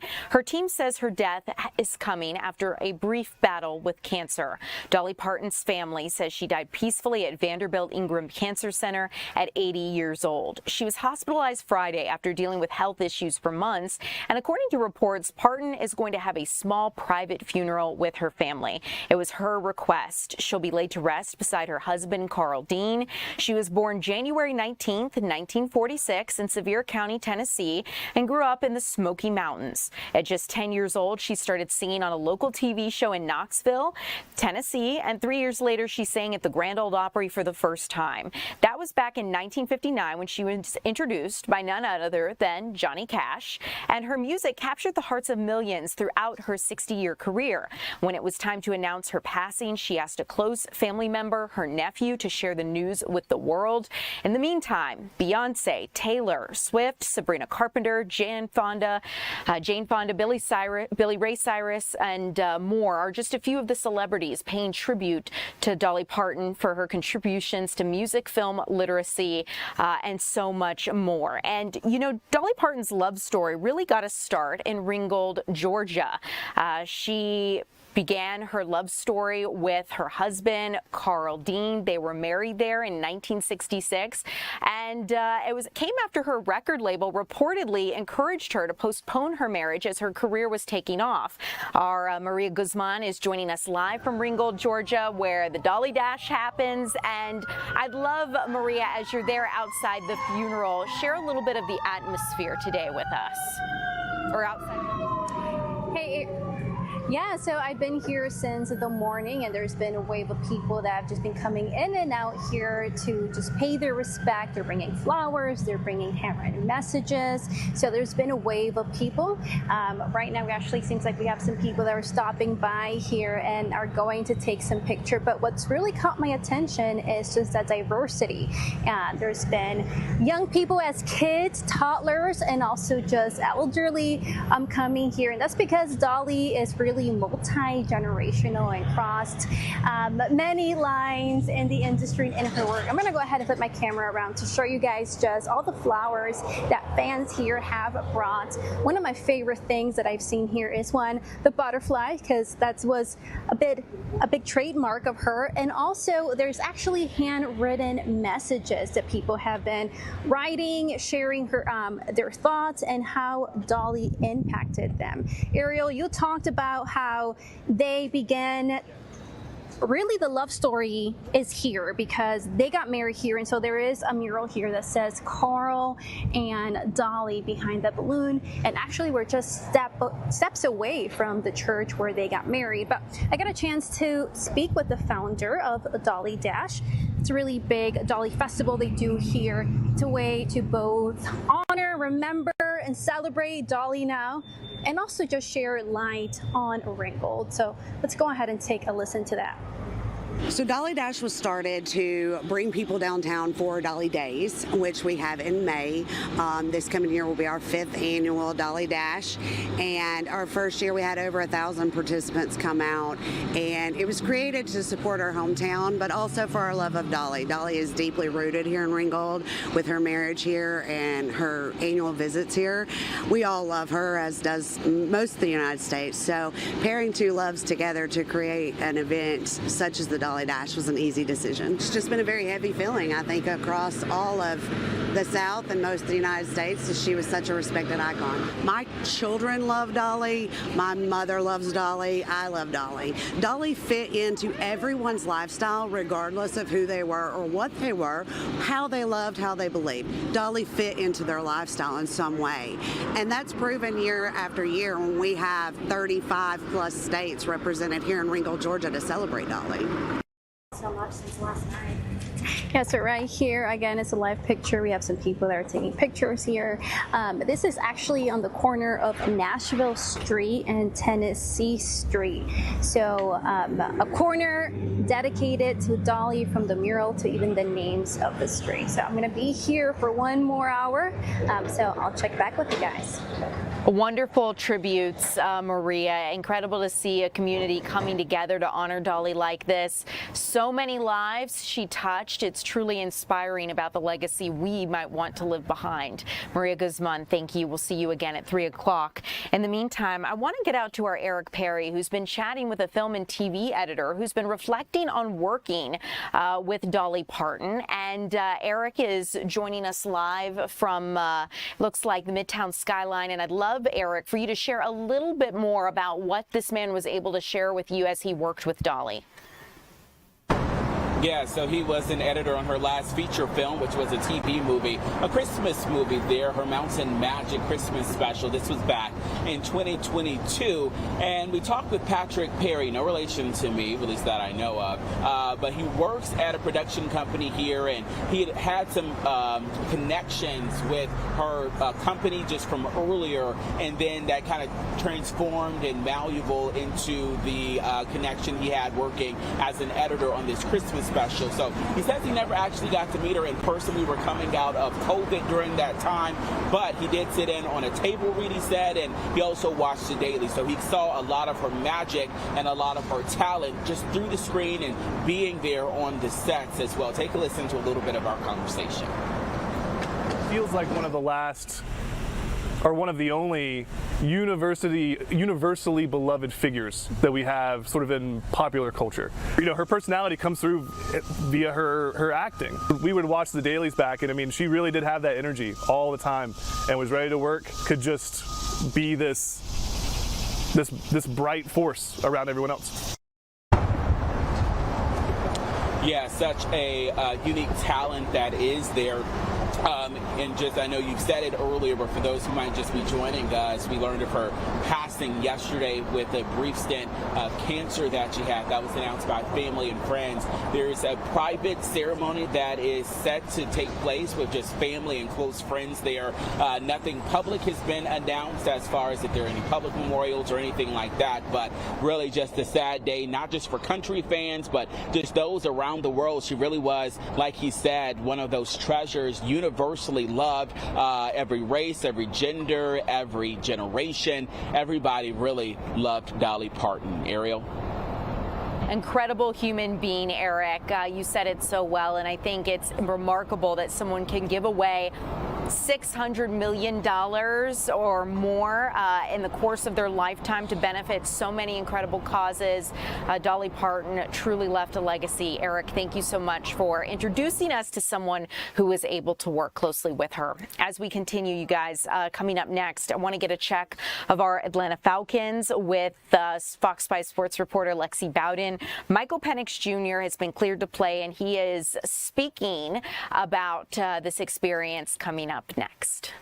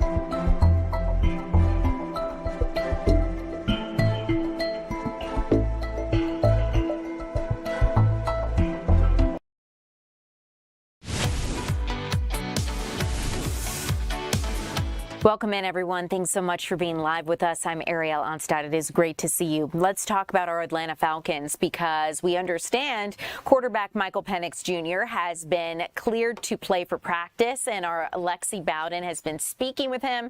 Lexi, I understand he's talking now about being officially cleared to play as there's this debate that swirls who's going to be the starting quarterback for the Falcons. What can you share with us?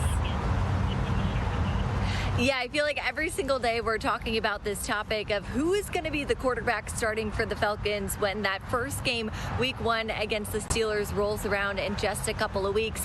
And the picture has still not gotten any clearer. Like you mentioned, Michael Penix Jr. has been cleared for 11 on 11, so he officially did them Monday, and now by Wednesday, it's been his third day of 11 on 11s. But the biggest news coming out of Flowery Branch today is that Penix will not be starting nor playing in their preseason game Friday against the Dolphins. So a little bit of surprising news, because when I was here on Monday, we asked head coach Stefanski who is going to be playing in Friday's game, and he said the starters would be playing. So when you see and hear that, you think it would be Tua and Penix splitting those reps. But of course, Penix still coming back from that ACL tear 9 months ago, and it's just his third day of really going through the full throttle of practice. So take a listen to this about Penix being asked about how he feels not playing, and then Stefanski expanding on that decision as well.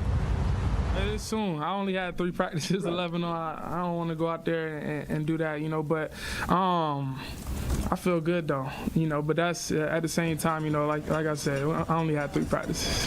One of the things that you learn from the data that medical provides you is how much you should do, what playing in these games, what playing in joint practices does to your first few weeks of the season from a soft tissue perspective, which I believe in. There's great data that is shared with us at the league meetings, and we've tried to follow through on a lot of that. So getting X number of plays in preseason, getting 2 joint practices, I think sets you up for success in the fall. So they're erring on the side of caution there with Penix, and I think that's smart, especially with Tua as well. As he entered training camp, he had a little bit of a back issue, so he wasn't out to full strength as well at the beginning of training camp. And when asked about who's going to split the reps on Friday, it will be Tua starting, followed by Cooper Rush, and then Jack Strand. So that's how they're kind of going to diverse the play on Friday. And then he was also asked who is going to be the starter week 1, and he said, "I'm not trying to play coy, but I will release it when I'm forced to name my starter." So we still don't know who's going to be under center against the Steelers. Lexi, even Michael Penix Jr., you can tell feeling the heat a little bit. He's like, oh, guys, like starting off, give me a break a little. I just got back here on the field. So it'll be interesting to see. I know that there's been a lot of conversation just because we have had these injuries. Exciting that Michael Penix Jr. is able to play, but, it'll be interesting to see what the head coach ultimately decides. Yeah, it will be. And, today is pretty much the final day of training camp. Media not allowed here tomorrow. It's just going to be walkthroughs before the game on Friday. So this is really our last look at these guys, and it's going to be exciting to see. He said all the other starters, we will see them. There's no other limitations on the starters for Friday's game. So expect to see, Bijan Robinson, Drake London, all your favorite guys out there on the field. But final kind of, I don't know what you call it, dress rehearsal before the official season starts against the Steelers. It first week of September, so I'm pumped for that one. Aaron Rodgers, last ride for him as well. Love it. Lexi Bowden, thanks as always for the conversation. We'll see you again here upcoming at 3. I'll let you get back to it. As we continue at 2 o'clock, you guys, speaking of football, have you heard of an indoor football league? Well, guess what? Athens' newest indoor football league is revealing its identity, its logo, its sports team name, and our Chris Rosenthal went out to get introduced to them and joins us live. Chris, it's great to see you. Who is this team? Yeah, you know, the Athens team, the latest team to join the Indoor Football League. And, of course, when you're starting a team, you have to come up with a mascot and a team name, team logo, and it's officially announced today. Let me give you, first of all, the 4 names that that were in consideration. These are names suggested by the public. They were the Bullfrogs, the Crush, Hedgehogs, and the Panic. Well, they went with the Athens Crush. So that is the new name of the new Athens indoor football team that will be playing in this arena, the Akins Ford Arena here in downtown Athens, starting in 2027 next year. They start around March. So think about it, just year-round football here in Athens. You're going to have the UGA Bulldogs playing in the fall, and then in the spring and summer, you can come inside and have indoor football here in Athens with the Athens Crush team. The colors are red and gray, and their logo, they have kind of a dinosaur hands there. So really, you know, they want to create a very exciting, vibrant atmosphere for the fans. The indoor football, a little different than football we know. It's shorter field, 50 yards, and 8 on 8 teams, and a lot of interaction with the fans. I talked with one of the owners. There's actually several owners here. They're big name owners, by the way. Jerome Bettis, David Pollock, and Brian Jordan. You may have heard those names. Well, I talked to David Pollock a little bit about this team and why it's so important to Athens. Let's take a listen. Man, the way I look at this is we're going to build something that people love to rally behind, people come show, that anybody can come to. I think it's not a knock against anyone, but prices have gotten more expensive for everything. I think we'll have something that everybody can come to. We'll have a lot of nights that are going to be awesome that the communities are going to support, whether it's youth league nights, where you got tons of kids from all the local schools coming around, whether it's business nights. There'll be plenty of entertainment, and I think it'll be a show. We're going to take care of our players. Like, that's one thing. IFL is cool and unique because everybody gets paid the same. You get to choose your spot every year. So you build something special in a town that's special. This town is unique, man. Like, it's really, really awesome. There's so many things to get into. So to have a uniqueness of that, now if we do our job as owners and fans and we take care of these guys and they love where they're at, we can build something really cool, really special, and win at a high level.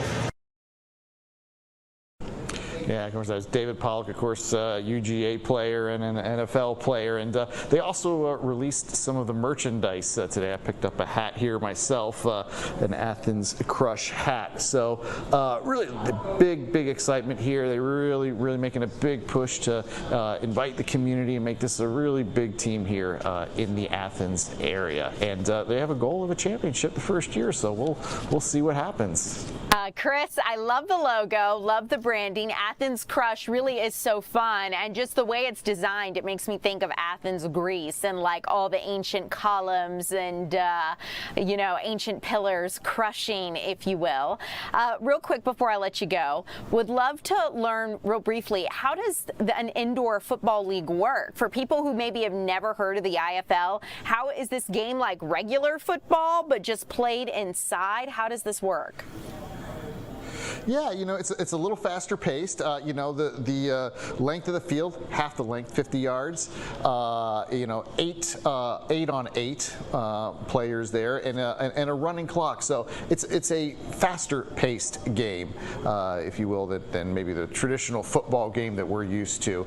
And they want to make it fun. They really want to focus on the entertainment aspect of this too for the fans. They want to give the fans a chance to come down and meet the players after the game, really interact. So really making it a really exciting atmosphere to come on for everybody here in Athens.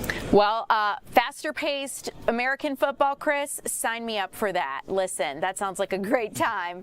I will see you again here upcoming at 3 o'clock. Chris Rosenthal, thank you. In the meantime, you guys, maybe you didn't know, but today is International Dog Day. So what better way to spend the afternoon than to meet some adoptable faces? Our Eli Jordan joins us live from Paws Atlanta. Eli, it is great to see you. Hey, Errol. And I got to give my little historic facts. Speaking of dogs, Sergeant Stubby was the name of a little mixed terrier dog in World War I. And Sergeant Stubby served in 17 battles, captured a German spy, helped warn against mustard gas attacks, and comforted soldiers in between battles, and then the wounded soldiers and stuff. So dogs are just generally great all around. And I'm here at Paws, and Paws is the perfect place. They're nonprofit, no-kill shelter that is a great place to adopt. And I am in the walking trail area, and I am here with Brennan and Rory. Hey, Brennan. Hey, Rory. How you doing? That's an adoptable dog right there. Happy Dog Day. Thank you. And so tell me, you guys have a lot of dogs here, a lot of adoptable dogs. Is Rory adoptable? She is. Rory is about 4 or 5 months old. So she obviously is still a puppy. Her ears are still coming in, starting to stand up, which is adorable. And she is fully adoptable. She's vaccinated. She's spayed. She's ready to go. And so tell me, what are some, tips you would give somebody who's looking to adopt a dog and they want to come here and get one of these dogs here that you guys have?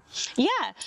So I would say first just to consider what type of dog might fit your lifestyle. Do you want someone more active, want more of a couch potato, and how much time you're willing to put into training. Obviously, somebody like Rory has lots of fun energy, but she's young, so she needs a lot of training. Still learning potty training, that type of thing, which is totally possible to do, but it does take a little more effort than, say, a senior dog or an older dog who knows the ropes. Now about fostering, foster is not a complete commitment. One thing I, always wondered, if I foster an animal and it's just not working out, should I feel any shame about coming back and saying, hey, this isn't working out, can I try another dog? I mean, because might be a little bit insecure about doing that. I mean, tell me about that. Yeah, not at all. So fostering for any amount of time is a huge help for our animals. So even if you are trying somebody out, you only have them for a couple days and you think, oh, this dog is not a good fit for my life. Maybe they have separation anxiety and you're at work a lot, something like that. Knowing that any amount of time that you have had the dog outside of the shelter still gives us a lot of great information on the dog, how they're going to be in a future home, and it gives them a nice break. So think of it as just a weekend vacation for the dog, and that is still very helpful. And I guess it's much, you rather have a good fit than a not good fit, because on down the line, not a good fit, dogs usually are turned back in, aren't they? Yeah, exactly. So we would much rather know from the beginning if something's going to be a good fit for you, and we're always willing to work with you to figure out a better fit.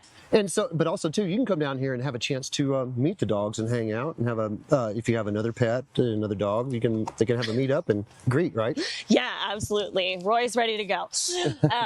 Yes, we will do a meet and greet with any dogs that you already have to make sure they're going to get along with your new dog. That can be sometimes an issue for people. You have an older dog at home, they don't necessarily want to hang out with a little puppy. It can be a little bit much. So yeah, we definitely will figure out what's going to work best for you and your family. So tell me your website address if people want to come down, check it out, and then a little bit of the process of adoption here. Yeah, so you'll visit pawsatlanta.org, and on there you'll find our adoption applications. You'll find all the information about how much adoption costs.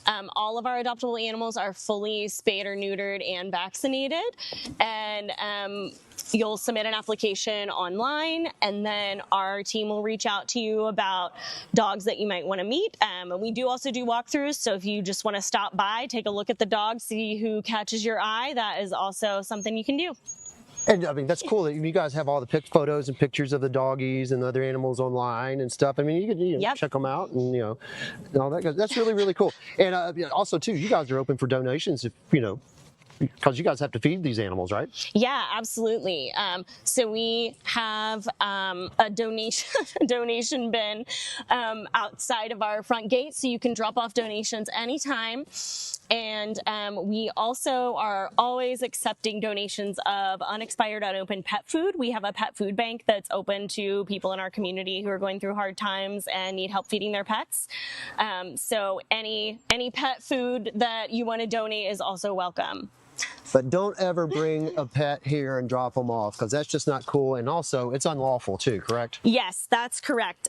We do have a surrender process. So if something has happened in your life where you aren't able to take care of your pet anymore, we do have an application online and a process to get that taken care of too. Awesome, great. Thank you so much here at Paws. And come adopt. Back to you, Ariel. All right, Eli, thanks so much. Rory's a real cutie. Lots of good dogs to adopt. That was our Eli Jordan reporting live for us, and he'll join us again at 3 o'clock. I am Ariel Onstud, everyone. Tom Haynes is getting ready to join you for the 3 o'clock hour. Thanks so much for being live with us this afternoon.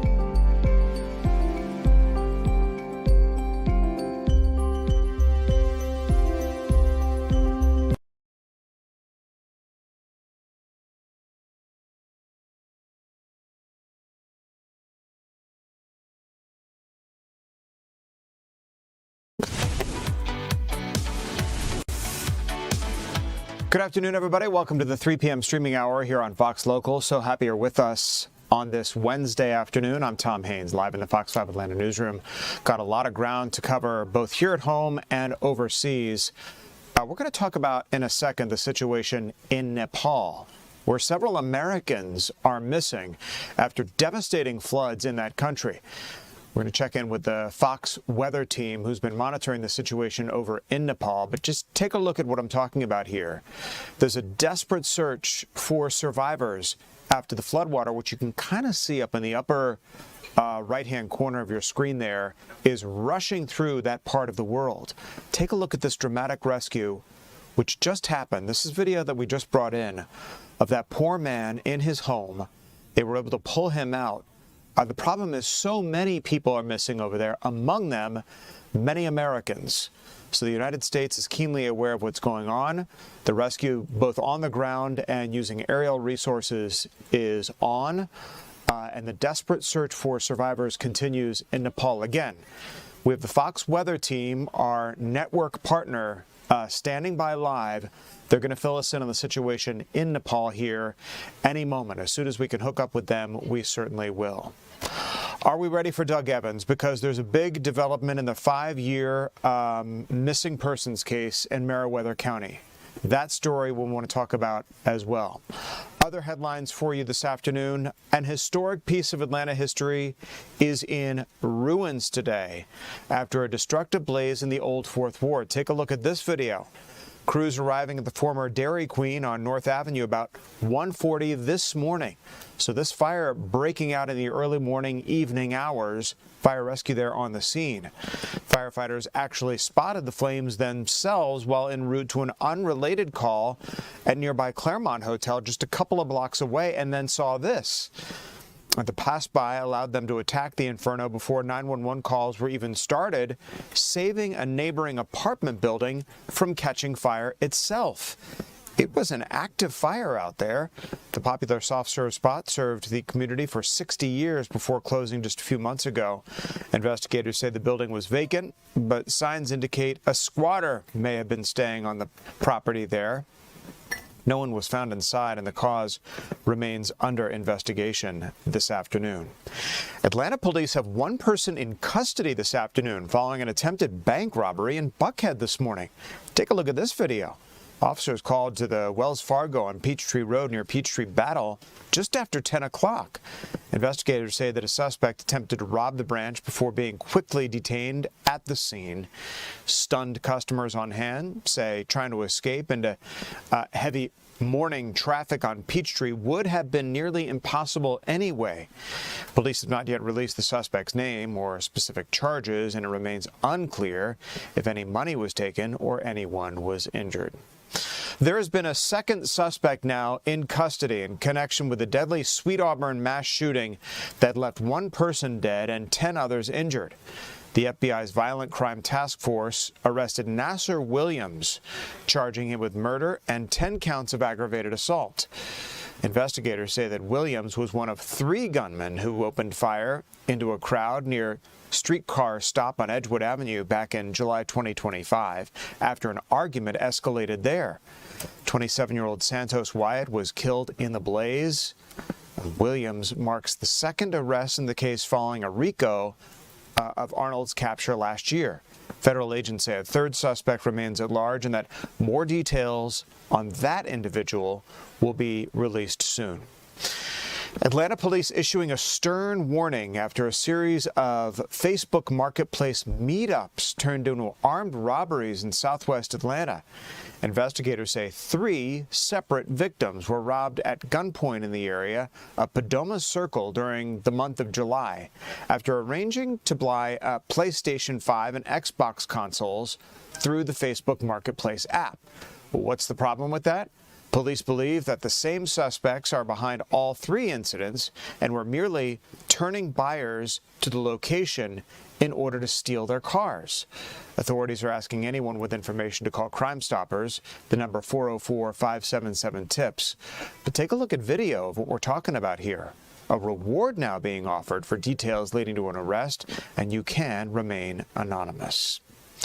All right, back now to one of our breaking stories that we mentioned here at the top of the 3 p.m. stream, and that is 5 years after Meriwether County mother Olivia Fowler vanished. Her family is searching for answers this afternoon. Let's get out to our Doug Evans live with the latest on the investigation for us this afternoon. Doug?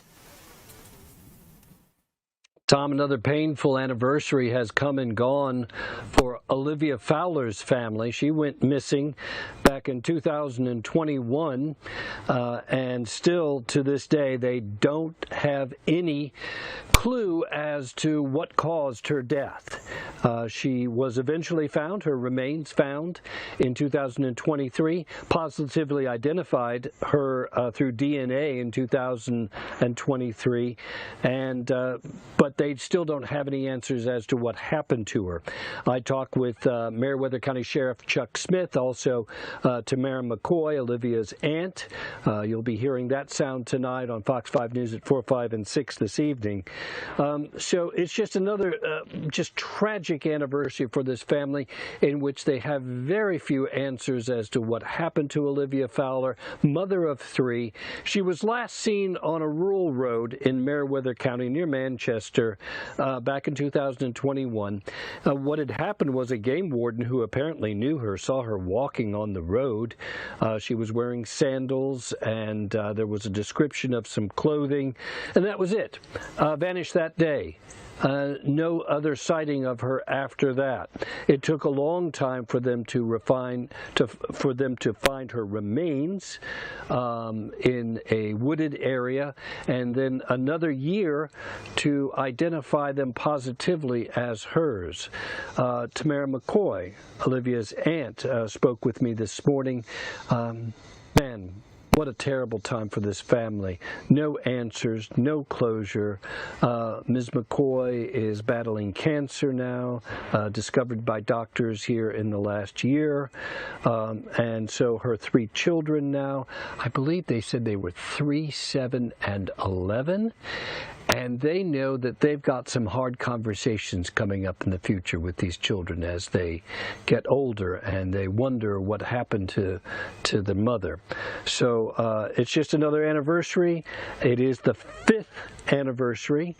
And so this family just desperately searching for answers, Tom. And of course, if anybody has any information on this cold case, and again, I mentioned that I talked to Sheriff Chuck Smith, he says it remains open, but it is a cold case, and they don't have much to go on right now. So anyone who has information, call the Meriwether County Sheriff's Office. Yeah, the problem, Doug, for the family is that even though we're 5 years out and time is going on,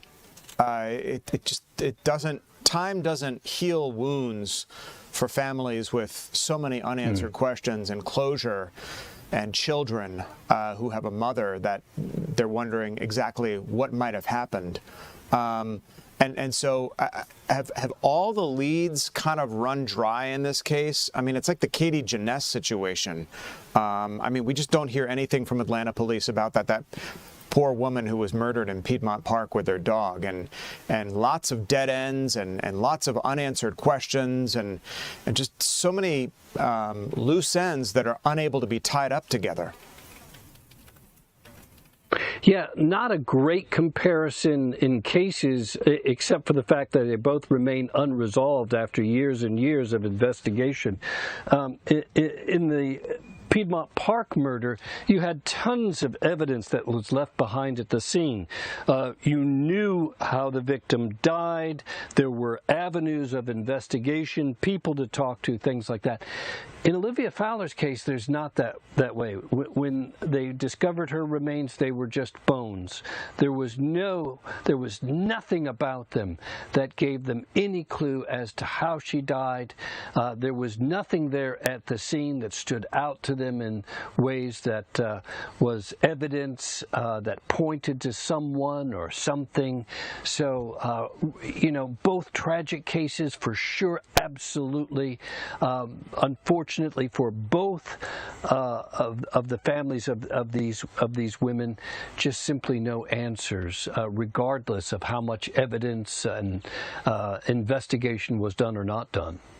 Perhaps that is the singular commonality in these two cases. You're perhaps right that one has heaping loads of evidence, the other does not, but no answers, which makes the situation so much harder, as you say, for her family, Olivia Fowler's family, her children, and all of those who are close to her. Doug Evans with the 5-year anniversary update for us on top of the story. Doug, appreciate it. Thanks so much. As we continue here in the 3 p.m. streaming hour, still lots more to get to. I talked about those devastating floods at the top of the show.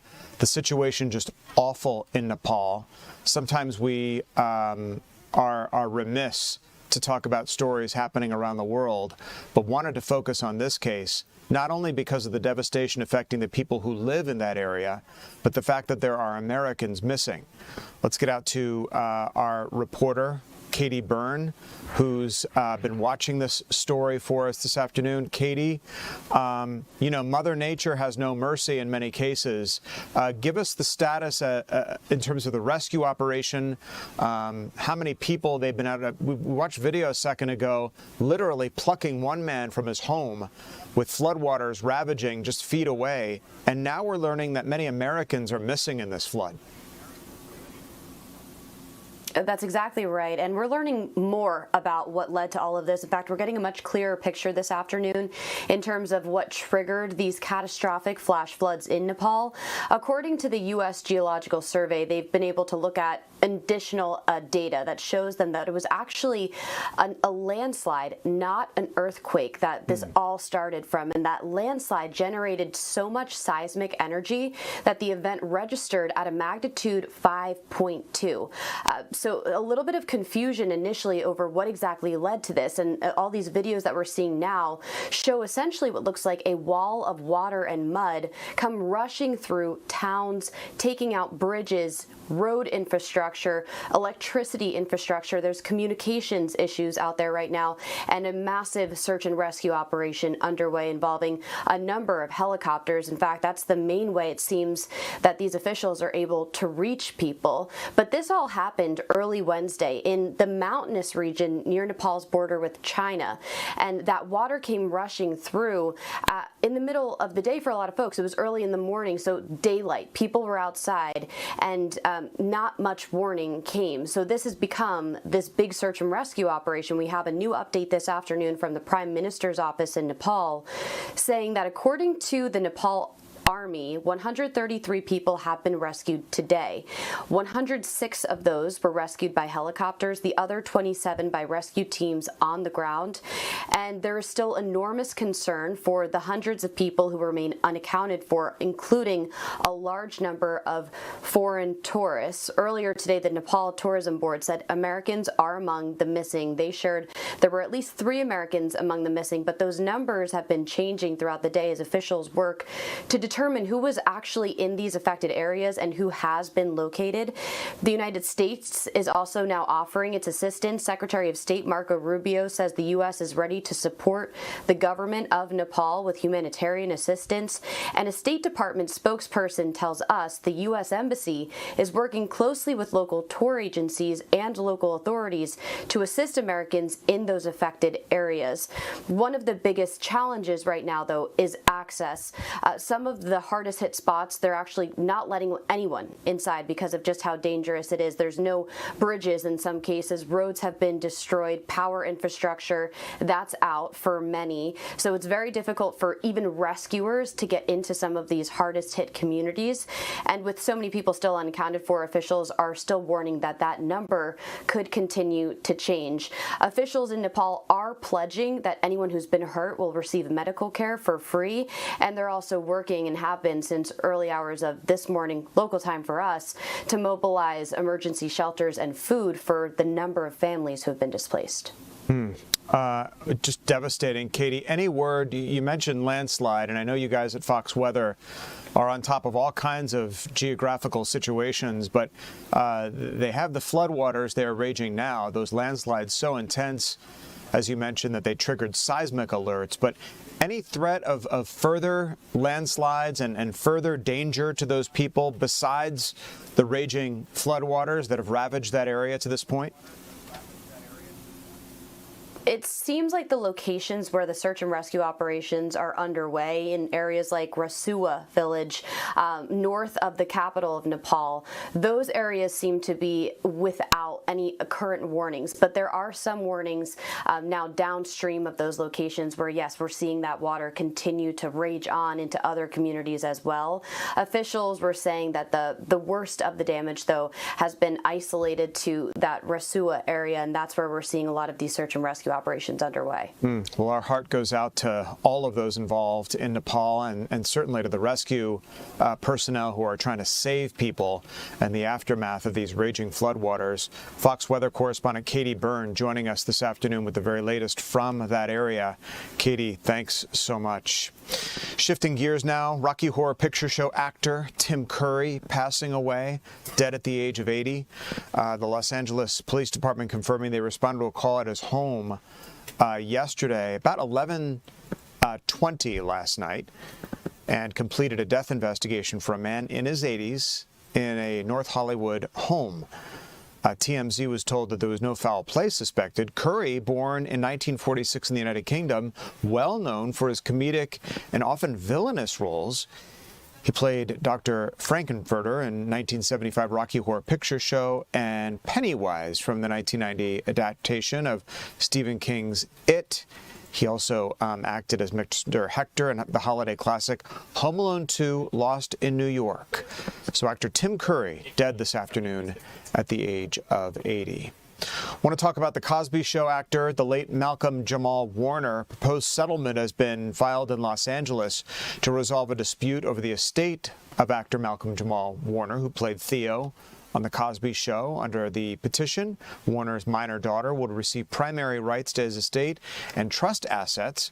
The agreement set aside hundreds of thousands of dollars for family members while creating a $550,000 college fund for his daughter. It also transferred all rights to Warner's name, image, and likeness to his daughter's entity. The Atlanta-based actor died tragically in an accident, drowning in Costa Rica last year at age 54. A judge will hear the proposed settlement coming up here in November. There's a major break in a landmark social media trial involving teen safety online. We're talking about Meta agreeing to pay a historic $17.1 billion multi-state settlement resolving claims that Instagram and Facebook deliberately harm children with addictive features. As part of the sweeping agreement, Georgia could ultimately collect almost $135 million. The settlement cut short a trial that was expected to feature testimony from Meta CEO Mark Zuckerberg. It mandates major new protections for teens on Facebook and Instagram over the next 5 years. I'm fair game. No, in many ways, for the company, this is still chump change. I mean, this is a company that makes a huge amount of money. Because teens move fluidly across dozens of apps, we need an industry-wide solution. We therefore call on our industry peers, TikTok and YouTube, to implement this new framework right away. Meta denies any wrongdoing but says it will implement those changes effective immediately. There's news to report in the Lindsay Clancy trial. Testimony has wrapped up in the murder trial. Clancy facing life in prison without the possibility of parole if convicted of first-degree murder. If found not criminally responsible, she'll be committed to a state mental health facility. Jurors could soon get Lindsay Clancy's case and will ultimately decide whether she's guilty of first-degree murder or not guilty by reason of insanity. On a much lighter note here, we are always paying attention to what the Falcons are doing, and we are now following big news at a training camp with quarterback Michael Penix Jr. speaking for the very first time since being cleared to head back out onto the field. Lexi Bowden is at training camp for us this afternoon at Flowery Branch with the very latest. Hey, Lexi. Hey, Tom. Yeah, out here today with, like you said, much lighter, happier news with Michael Penix Jr. returning to the field for 11-on-11s, fully cleared for the first time in 9 months since that ACL tear last November. So officially participated in 11-on-11s Monday, also yesterday as well as today. That's Wednesday. So 3 days of work so far. But the biggest news today is that he will not be playing in Friday's preseason game against the Dolphins. That's a little bit surprising because on Monday, head coach Kevin Stefanski was asked if he's going to play starters in Friday's game, and he said yes, we would see all starters. So it was expected that we would see both Tua and Penix in Friday's game, but it will only be Tua and then followed by Cooper Rush and Jack Strand at the quarterback position as well. Penix still kind of ramping up his workload, and he talks about what that means to him and his thoughts on not playing on Friday. It's soon. I only had 3 practices, 11 on. I don't want to go out there and do that, but I feel good though, but that's at the same time, like I said, I only had 3 practices.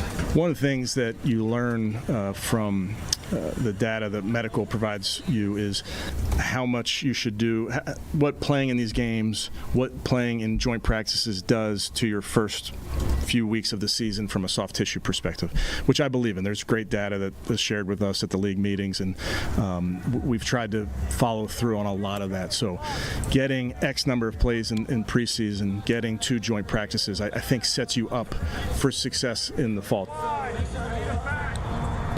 So you can tell that Kevin Stefanski and the entire staff here at the Falcons is erring on the side of caution when it comes to Michael Penix Jr. And you heard it from him himself that he did not really want to play so soon after only having 3 practices under his belt, with today that full final day of training camp before Friday's game. So it will be Tua, like I mentioned, and then Cooper Rush and Jack Strand getting those reps at quarterback against the Dolphins. Tua, a big story because that's where he spent the majority of his NFL career so far. And then for the rest of the starters in Friday's game, no one else will not be playing. So expect to see, the fan favorites, Bijan Robinson, Drake London, all those guys. So should be a good one for the Falcons' final preseason game. Yeah, Lexi, I was talking to the Water Boys about this, the competitive nature of the Falcons quarterback lineup right now. Are they happy with that dynamic instead of having like a singular quarterback on the offensive line, or do they like sort of the scrimmage between these three players? I mean, the gossip outlets love it. I can say that, every single day you come in and it's like, who's going to be the starter week one? And Kevin Stefanski even asked about that again. He said he will not be naming a week one starter until he has to put that depth chart out. So we still don't know if it'll be Tua or Penix, but I think it also varies day by day. I mean, week one of training camp, Tua had that back injury that we didn't know. So both these guys have some extensive injury history, but you do have some valuable backups in Cooper Rush, who spent various seasons in the NFL, including a few with the Cowboys, and then Jack Strand, that undrafted guy out of Division II college, Minnesota State Moorhead. He's been a great spot for the Falcons as well. So a lot of questions around the quarterback position, but some great options there as well. Yeah, we'll be talking about it with the Water Boys here on Friday. They got the Hit Sports podcast. They love breaking it down for us, as do you. Lexi Bowden with the inside scoop from training camp. Lexi, appreciate it. Thanks so much.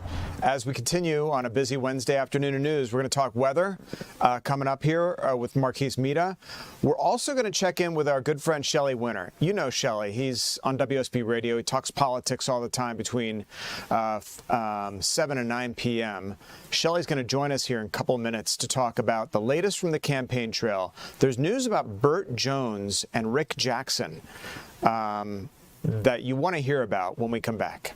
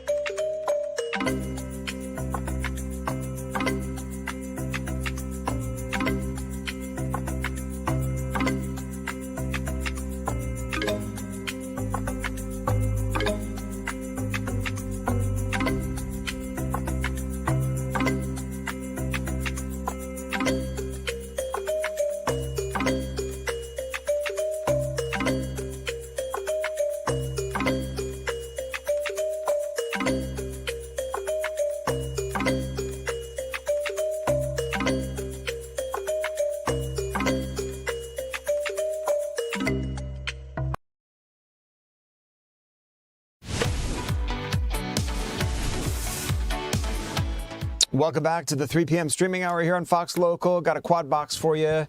Thanks to our Tyler Fingert at the controls this afternoon, Lake Lanier downtown. Love what I'm seeing on the lower left. We love you, Dolly, in memory of Dolly Parton, who passed away yesterday at the age of 80, celebrating her life and legacy. And then, of course, Truist Park up there in Cobb County on the lower right. Joined by Marquise Mita to talk about our weather. Marquise, we had a beautiful week all week. Cool mornings. Not too bad in terms of heat in the afternoon. At least it hasn't been as humid, but that's all changing now with some big-time rain rolling in here. Yeah, we're seeing the humidity rise today. The heavier showers, that'll be a product of Thursday and Friday's forecast, but you can see less sunlight in the picture than we've seen in previous days. Lots more clouds. A broken skyline right now has temperatures just hovering at 90 degrees. We haven't really surpassed it. So one of the cooler days that we've had in a while. I was hoping that the temperatures got stuck in the 80s, but alas, we have risen past that 90-degree threshold across northern Georgia. As you mentioned, though, Tom, we do have a couple of showers out towards Stone Mountain, Tucker, also Lawrenceville, and Gwinnett County. Zooming in, looks like Doraville, you guys have a shower moving past you. Tucker as well. So the showers are far and few in between. Nevertheless, though, we could still see some heavier chances for rain on Thursday. What does that mean for today, though? Coverage only remains at 20% as we continue across your practice round of the Tour Championship. Temperatures cooling as we move further into the afternoon and across the evening, dropping down into the 70s tonight. But the reason why we're showing the increased humidity is all because of this warm front lifting from the south. On its heels, though, a cold front emerges from the north and the west, and that's responsible for the showers that you see out towards central Tennessee. In fact, a severe thunderstorm warning in place just south of Nashville, and that could be a precursor of what's to come for tomorrow and Friday as we wrap up your work week. Temperatures out the door, though, show a mix of 80s and 90s across the board. 89 in Dalton, Blairsville, coolest place to be, 84 degrees out that direction. We mentioned you hit 90 just a moment ago in Atlanta, and you've crossed over 90 degrees in Covington, Eatonton, and Athens as well. Noonan, LaGrange towards the south and the west, you're back in the 90s, and you might see those temperatures rise an extra degree. It all depends on how much cloud cover you'll have for the rest of the afternoon. Ultimately, though, we're peaking above our seasonal average today, but tomorrow's forecast may call for more seasonal temperatures in the upper 80s. So we'll watch the showers pass towards the south. We don't have too many of them today, but you could see some inside the perimeter before your Wednesday is said and done. Better chance for rain that emerges on Thursday in the afternoon. That front is drawing closer to us, and with that being said, we'll have another round of rain as we move across your Thursday afternoon. Overnight lows are back in the 60s and 70s across northern Georgia. Blairsville 66, Gainesville 69, Atlanta 72. But as we move across the work week, we have a flood threat on Thursday, and then we could see a strong, if not a severe, thunderstorm on Friday.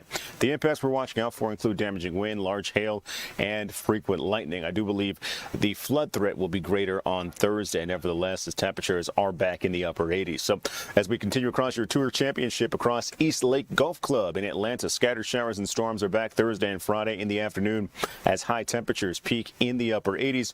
We'll try our best to dry out on Friday, and here's how we put everything into motion. Warm front lifts past us, and we're still going to be watching that frontal boundary coming in from the north and the west. Ahead of it on Thursday, widespread showers and the chance for a rumble of thunder here inside the metro. And then on Friday, that front really just kind of stalls out over us, and that'll keep the moisture alive. Temperatures aren't as warm as we were earlier throughout the month of August. In fact, earlier in the month, we were routinely peaking in the upper 80s and upper 90s. Now we're back in the upper 80s Thursday and Friday with the rain moving in. So we don't have the same amount of heating available that we've had previously throughout the month, but still a strong chance for showers and storms with that front moving through. Yeah, I'm liking what I'm seeing on the weekend. Let's get the rain out of the way Wednesday, Thursday, Friday, and tee ourselves up for a nice weekend. I think the weekend's going to be gorgeous. Yeah, it doesn't look too bad, just touching 90 degrees. So there we are. Marquise, thanks so much.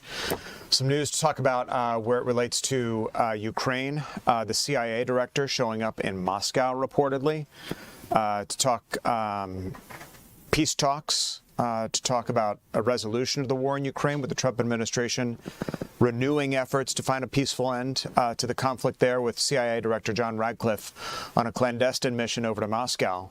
Radcliffe met with senior Russian officials in the first visit by a CIA director before the invasion began. So it's a significant turn of events as it relates to the war between Russia and Ukraine. Ukraine increasingly struck deep inside Russia, targeting major commercial warehouses, forcing Moscow to demand private companies secure their own facilities. President Volodymyr Zelensky says Russia is also planning to mobilize more civilians, sign he claims shows Moscow is getting desperate. The significance of these talks between Radcliffe and Putin, no one knows, and we hope to learn more about that as the days and weeks unfold. Looks like Trump's endorsement, despite his mediocre popularity, is paying off. Political newcomer with a famous last name has won a high-stakes special primary runoff in South Carolina. We're talking about Darlene Graham. All right. The sister of late Senator Lindsey Graham defeating veteran Congressman Ralph Norman to secure the Republican Senate nomination. Graham was appointed to serve out the remainder of her brother's term last month before winning Tuesday's runoff with heavy backing from President Trump. So what about the political picture here in Georgia? We are thrilled to be able to talk politics once again as we travel down the road to November with popular conservative Atlanta radio personality Shelley Winter, who is on WSB Radio. And where we stand, Shelley, there was some news today about Burt Jones not being willing to reconcile with Rick Jackson after Jones lost the gubernatorial primary to Jackson, says that Jackson needs to come to him. What about this bad blood between these two candidates, and does Jones just need to let it go? Well, first of all, thanks for having me again, Tom. No, I supported Burt very loudly and proudly in the primary. Mr. Jackson beat Burt, and now I'm supporting Rick Jackson. But Burt Jones is free to do what he wants to do. We got to remember, Burt Jones is pretty much out of politics. So he owes no one. He doesn't owe anyone anything. No one needs. He doesn't need people's votes. He doesn't need people's support to run for another office. So he's free and clear. I think that these two gentlemen, knowing them both very well right now, I think they just need to come together. I hope the Jackson campaign, they need to drop the lawsuit against Burt Jones. Burt Jones will then drop his lawsuit against the Jackson campaign, and they shake hands, and Burt do a quick TikTok video saying I endorse Rick Jackson. That's my prayer. That's my hope. But I'm not sure that it's something. Yeah, but Shelley, what about the good of the party? What about the good of the Republican Party? You're a self-professed conservative. You want to see Rick Jackson win. Let's let bygones be bygones and get on with it already. I mean, is this about Burt Jones, or is this about the well-being of the state of Georgia? I think let's be honest. Burt Jones is human. No one likes to lose. No one especially wants to lose to a guy that wasn't there 2 months ago, or 6 months ago, and then there's also some bad blood. A lot of people don't talk about this because a lot of people don't know this part of the story. But when the Jackson campaign ran an ad that had Burt Jones talking about how good a guy Rick Jackson was, that was something that Burt Jones was asked before Rick Jackson had ever announced that he was running, that he was asked to do for foster care. And as lieutenant government, Burt Jones knew exactly the work that Rick Jackson had done in foster care. And so that video that was supposed to just be in support of Rick Jackson's efforts in foster care, charitable donations, and all the kids he's helped, that turned into an attack ad. So there's a lot of bad blood there because that happened in October before before Rick Jackson announced. All right, maybe Jackson needs to extend the olive branch here to Jones. Do you think, wait a second, do you think if he did that, then the two could get out there and campaign together and raise their hands in the air and campaign for Jackson wholeheartedly? I think that if I'm the candidate that won, I'm taking the high road to say, hey, what do you need? What has to happen for me to get your endorsement? Gotcha. That's kind of usually how it works. But if Burt Jones doesn't want to support Rick Jackson, I completely understand. Right. I'm from New York. I'm a bad loser. So, and I admit it. All right, Shelley, I want you to listen to a little piece of sound we have between Keisha Lance Bottoms and Rick Jackson, and then have you comment on it. I'm fair game. Please stay away from my family. I hear you. I appreciate that. Thank you. Thank you. I like the outpost. Thank you. Appreciate it. So that's a run-in that the two candidates had after an event, and Lance Bottoms there referring to an ad that Jackson has out there about allegations that Keisha Lance Bottoms, traveled and went to the Super Bowl, and there was some questions about how that was paid for. Lance Bottoms saying that she reimbursed for that activity, but she went up to Rick Jackson and says, "Please leave my family out of it." My thing is that, I understand where children are concerned, all right? We don't talk about candidates' children. Perhaps less so about their spouses, though. What do you say? I agree. I think that, let me say this, because I understand what you're saying. Children are always off limits. Yeah. But if your spouse is prominently involved in your campaign and your your political career, and that person's there at the, all the time, I think it's fair game. I think that in the case of Mr. Jackson, he's married with children, but you don't see his wife because she's not involved in politics. She's a teacher. So I think that it depends on the family dynamics. Marty Kemp, very active in her husband's campaign, the second term for governor. If someone wanted to, as the president had attacked her for some comments she made, I think it becomes fair game. But I don't think it's a one rule fits all type standard. Real quick, did Jackson miss an opportunity there? Did he not think on his feet quickly enough and respond? Instead of "I like your outfit," how about, are the allegations true or not, Miss Lance Bottoms? No. That's fascinating that you should say that, because that's kind of not who Rick Jackson is. Okay. And this is Shelley talking as a talk radio host, right? Who's observant of all these campaigns. That's not who he is. And that would have been the viral moment. So one of the rules of thumb, if you're following politics, is you don't want to give the other side something to go viral with. I think his handling of it was perfect, quite honestly.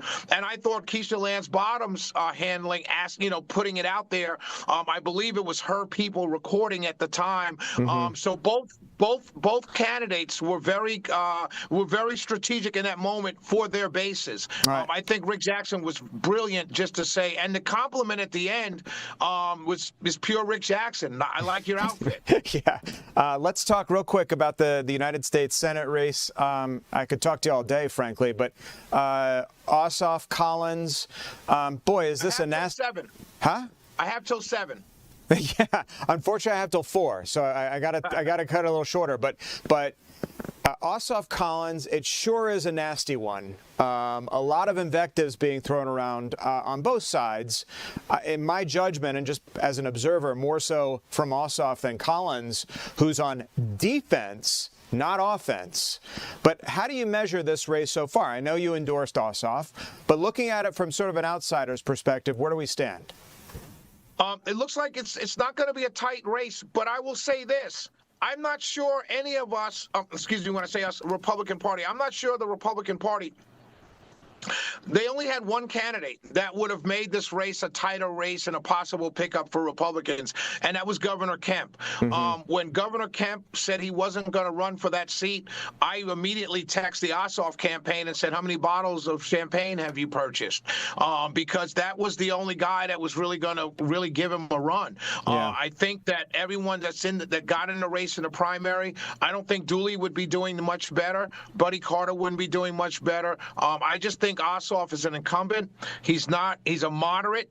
He's got great constituent services, and so that's why you see the lead that you see.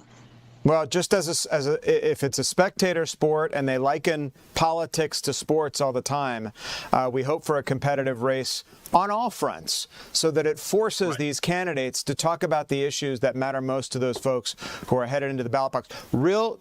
20 seconds, Canada trade, what a disaster this is. These two countries are fighting. The gloves are off now, and now we're tariffing each other like 50+%. Are we ever going to get a resolution between these two countries? I don't know, but it's sad. It's sad that we're literally fighting Canadians. That's crazy.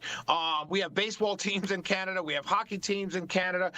It's nuts what's going on. Yeah. It's unnecessary, and I don't like it at all. It's one of several things. I say many things that's just pushed me away, which is why my show every night is now the home for the politically homeless. It's because of things like that. Why are we fighting Canada of all? It's just ridiculous. Shelley Winter, so great to have you once again to talk politics. Hope to have you back. We love this. We want to make it a regular appearance with you. Good luck on your show tonight, 7 to 9, WSB Radio. Tune in to the Shelley Winter Show. Shelley, thanks. Thank you, Tom. God bless you and your family. You as well, sir. When we come back in North Georgia town, mourning the loss of Dolly Parton, we're going to check in with our Maria Guzman as we continue.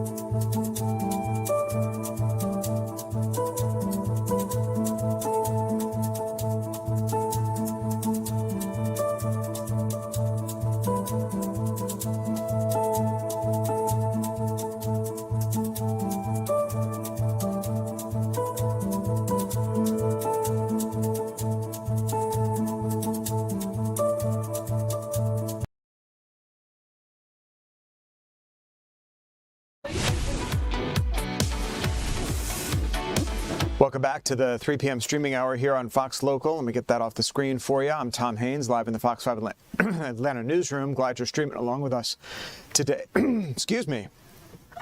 Got a frog in my throat. As we look live downtown Atlanta on the top of what is the name of this building again? The Georgia's own credit union. We love you, Dolly. And I think that's a sentiment being expressed not only around the country, but around the world, especially in one North Georgia town this morning, as they are mourning Dolly Parton in a very special way at the Ringgold mural dedicated to her secret 1966 wedding. So let's get out to our Maria Guzman, live up in Ringgold, with how they are remembering the late, great Dolly Parton. Maria?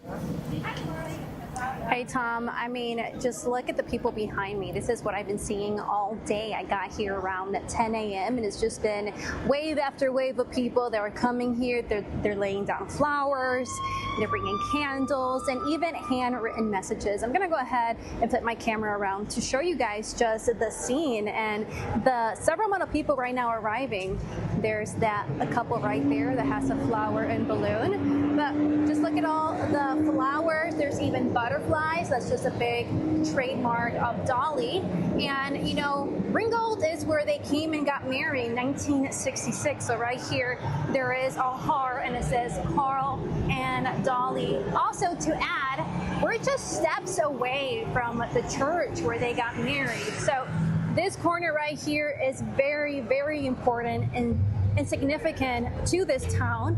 Also, another cute detail is the street here. It's named Nashville Street and Tennessee Street. So again, a very close tie and connection to Dolly.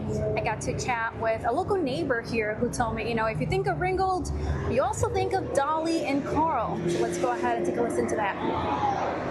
They're integral to this area because of the wedding chapel over here. There's even like a Dolly walk, and they're gonna have a Dolly walk, I believe, Saturday. Everything is Dolly around here. You know, they come from all over the place to see this. They come.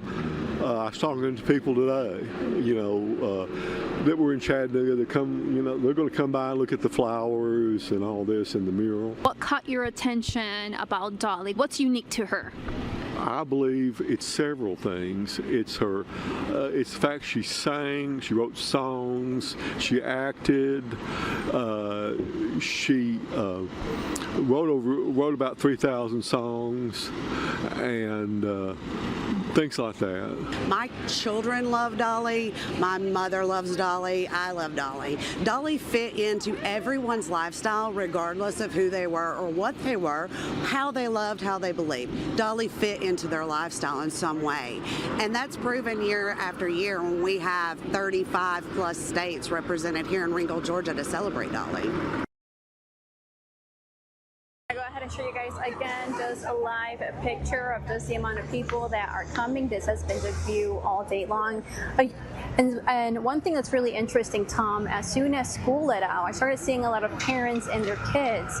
It just shows you how Dolly was really multi-generational. I mean, elementary kids, middle school kids, just coming here and also laying down some flowers.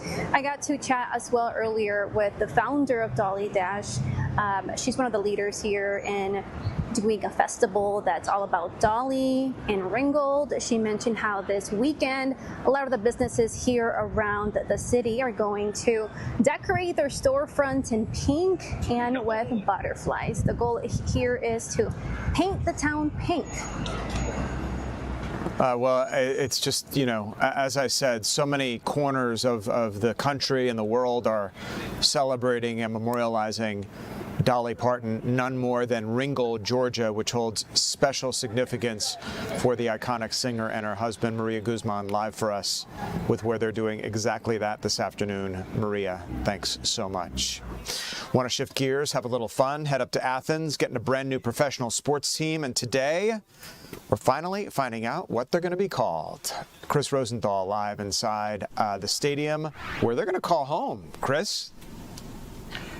Yeah, I'm right here in the Aikens Ford Arena here in Athens. It's empty right now, but you know, they're hoping in March and in spring and summer, this place will be filled with fans for that new Athens indoor football team. Pretty soon in Athens, you'll be able to have football all year round between the UGA Bulldogs in the fall and then in the spring and summer. This new team, and they did reveal their name, their logo, their mascot, their colors, all of that stuff. And I'm going to show you something for the first time here in the arena. You can see the name there. They have it already up in the light, in the signs, in the lights. It's the Athens Crush here. They are the Athens Crush. The colors are going to be red and gray, and they revealed these. They revealed this new logo, the new design, the new team name here. It's one of 4 names they had to choose from. These names were ideas that came from the public. They had the Bullfrogs, the Hedgehogs, the Panic, but Athens Crush is what they went with, and it's a bit of an ode too, by the way, to the REM song Orange Crush. So a little bit of a music tie-in here as well to Athens. But there's also an all-star team of owners behind this. Football player Jerome Bettis, David Pollock, of course, Athens UGA player and NFL player, and of course Brian Jordan from the Braves. Just some of the owners here backing this team up, and I talked with some of them a little bit earlier today just about this this new exciting team. Let's take a listen. Man, the way I look at this is we're going to build something that people love to rally behind, people come show, that anybody can come to. I think it's not a knock against anyone, but prices have gotten more expensive for everything. I think we'll have something that everybody can come to. We'll have a lot of nights that are going to be awesome that the communities are going to support, whether it's youth league nights, where you got tons of kids from all the local schools coming around, whether it's business nights. There'll be plenty of entertainment, and I think it'll be a show. We're going to take care of our players. Like, that's one thing. IFL is cool and unique because everybody gets paid the same. You get to choose your spot every year. So you build something special in a town that's special. This town is unique, man. Like, it's really, really awesome. There's so many things to get into. So to have a uniqueness of that, now if we do our job as owners and fans and we take care of these guys and they love where they're at, we could build something really cool, really special, and win at a high level. It's going to be unique because obviously it's football, but it's fast-paced football. It is not just football. It's going to be a full-scale entertainment. It's about going there, being entertained from the start to finish. But then the really unique piece of this is after the game is over, the young people, the kids, they get an opportunity to go on the field, see some of those players, meet them, get a chance to spend a little time with them, autographs, and really communicate. I think that's what's so different about the IFL and what we're able to do. Yeah, fast-paced football, 50 yards, 8-on-8, and lots of interaction with the fans, and they even revealed some of their merchandise here today. So Athens Crush coming in March 2027. We always love an excuse to go out and support our local sports teams. Indoor football. All right, I love it. Sounds great, and they're certainly amped up about the prospect of getting this team up in Athens. It'll be infectious, especially with the Bulldogs not too far away. Chris Rosenthal live inside the stadium. Inside the stadium. We like that part of it too. Chris, thanks so much. When we come back, we got a great heartwarming story for you this afternoon. International Dog Day is today. Have you wished your dog a happy International Dog Day? We're going to head out to Eli Jordan, where we're celebrating with our favorite four-legged friends all hour long when we come back.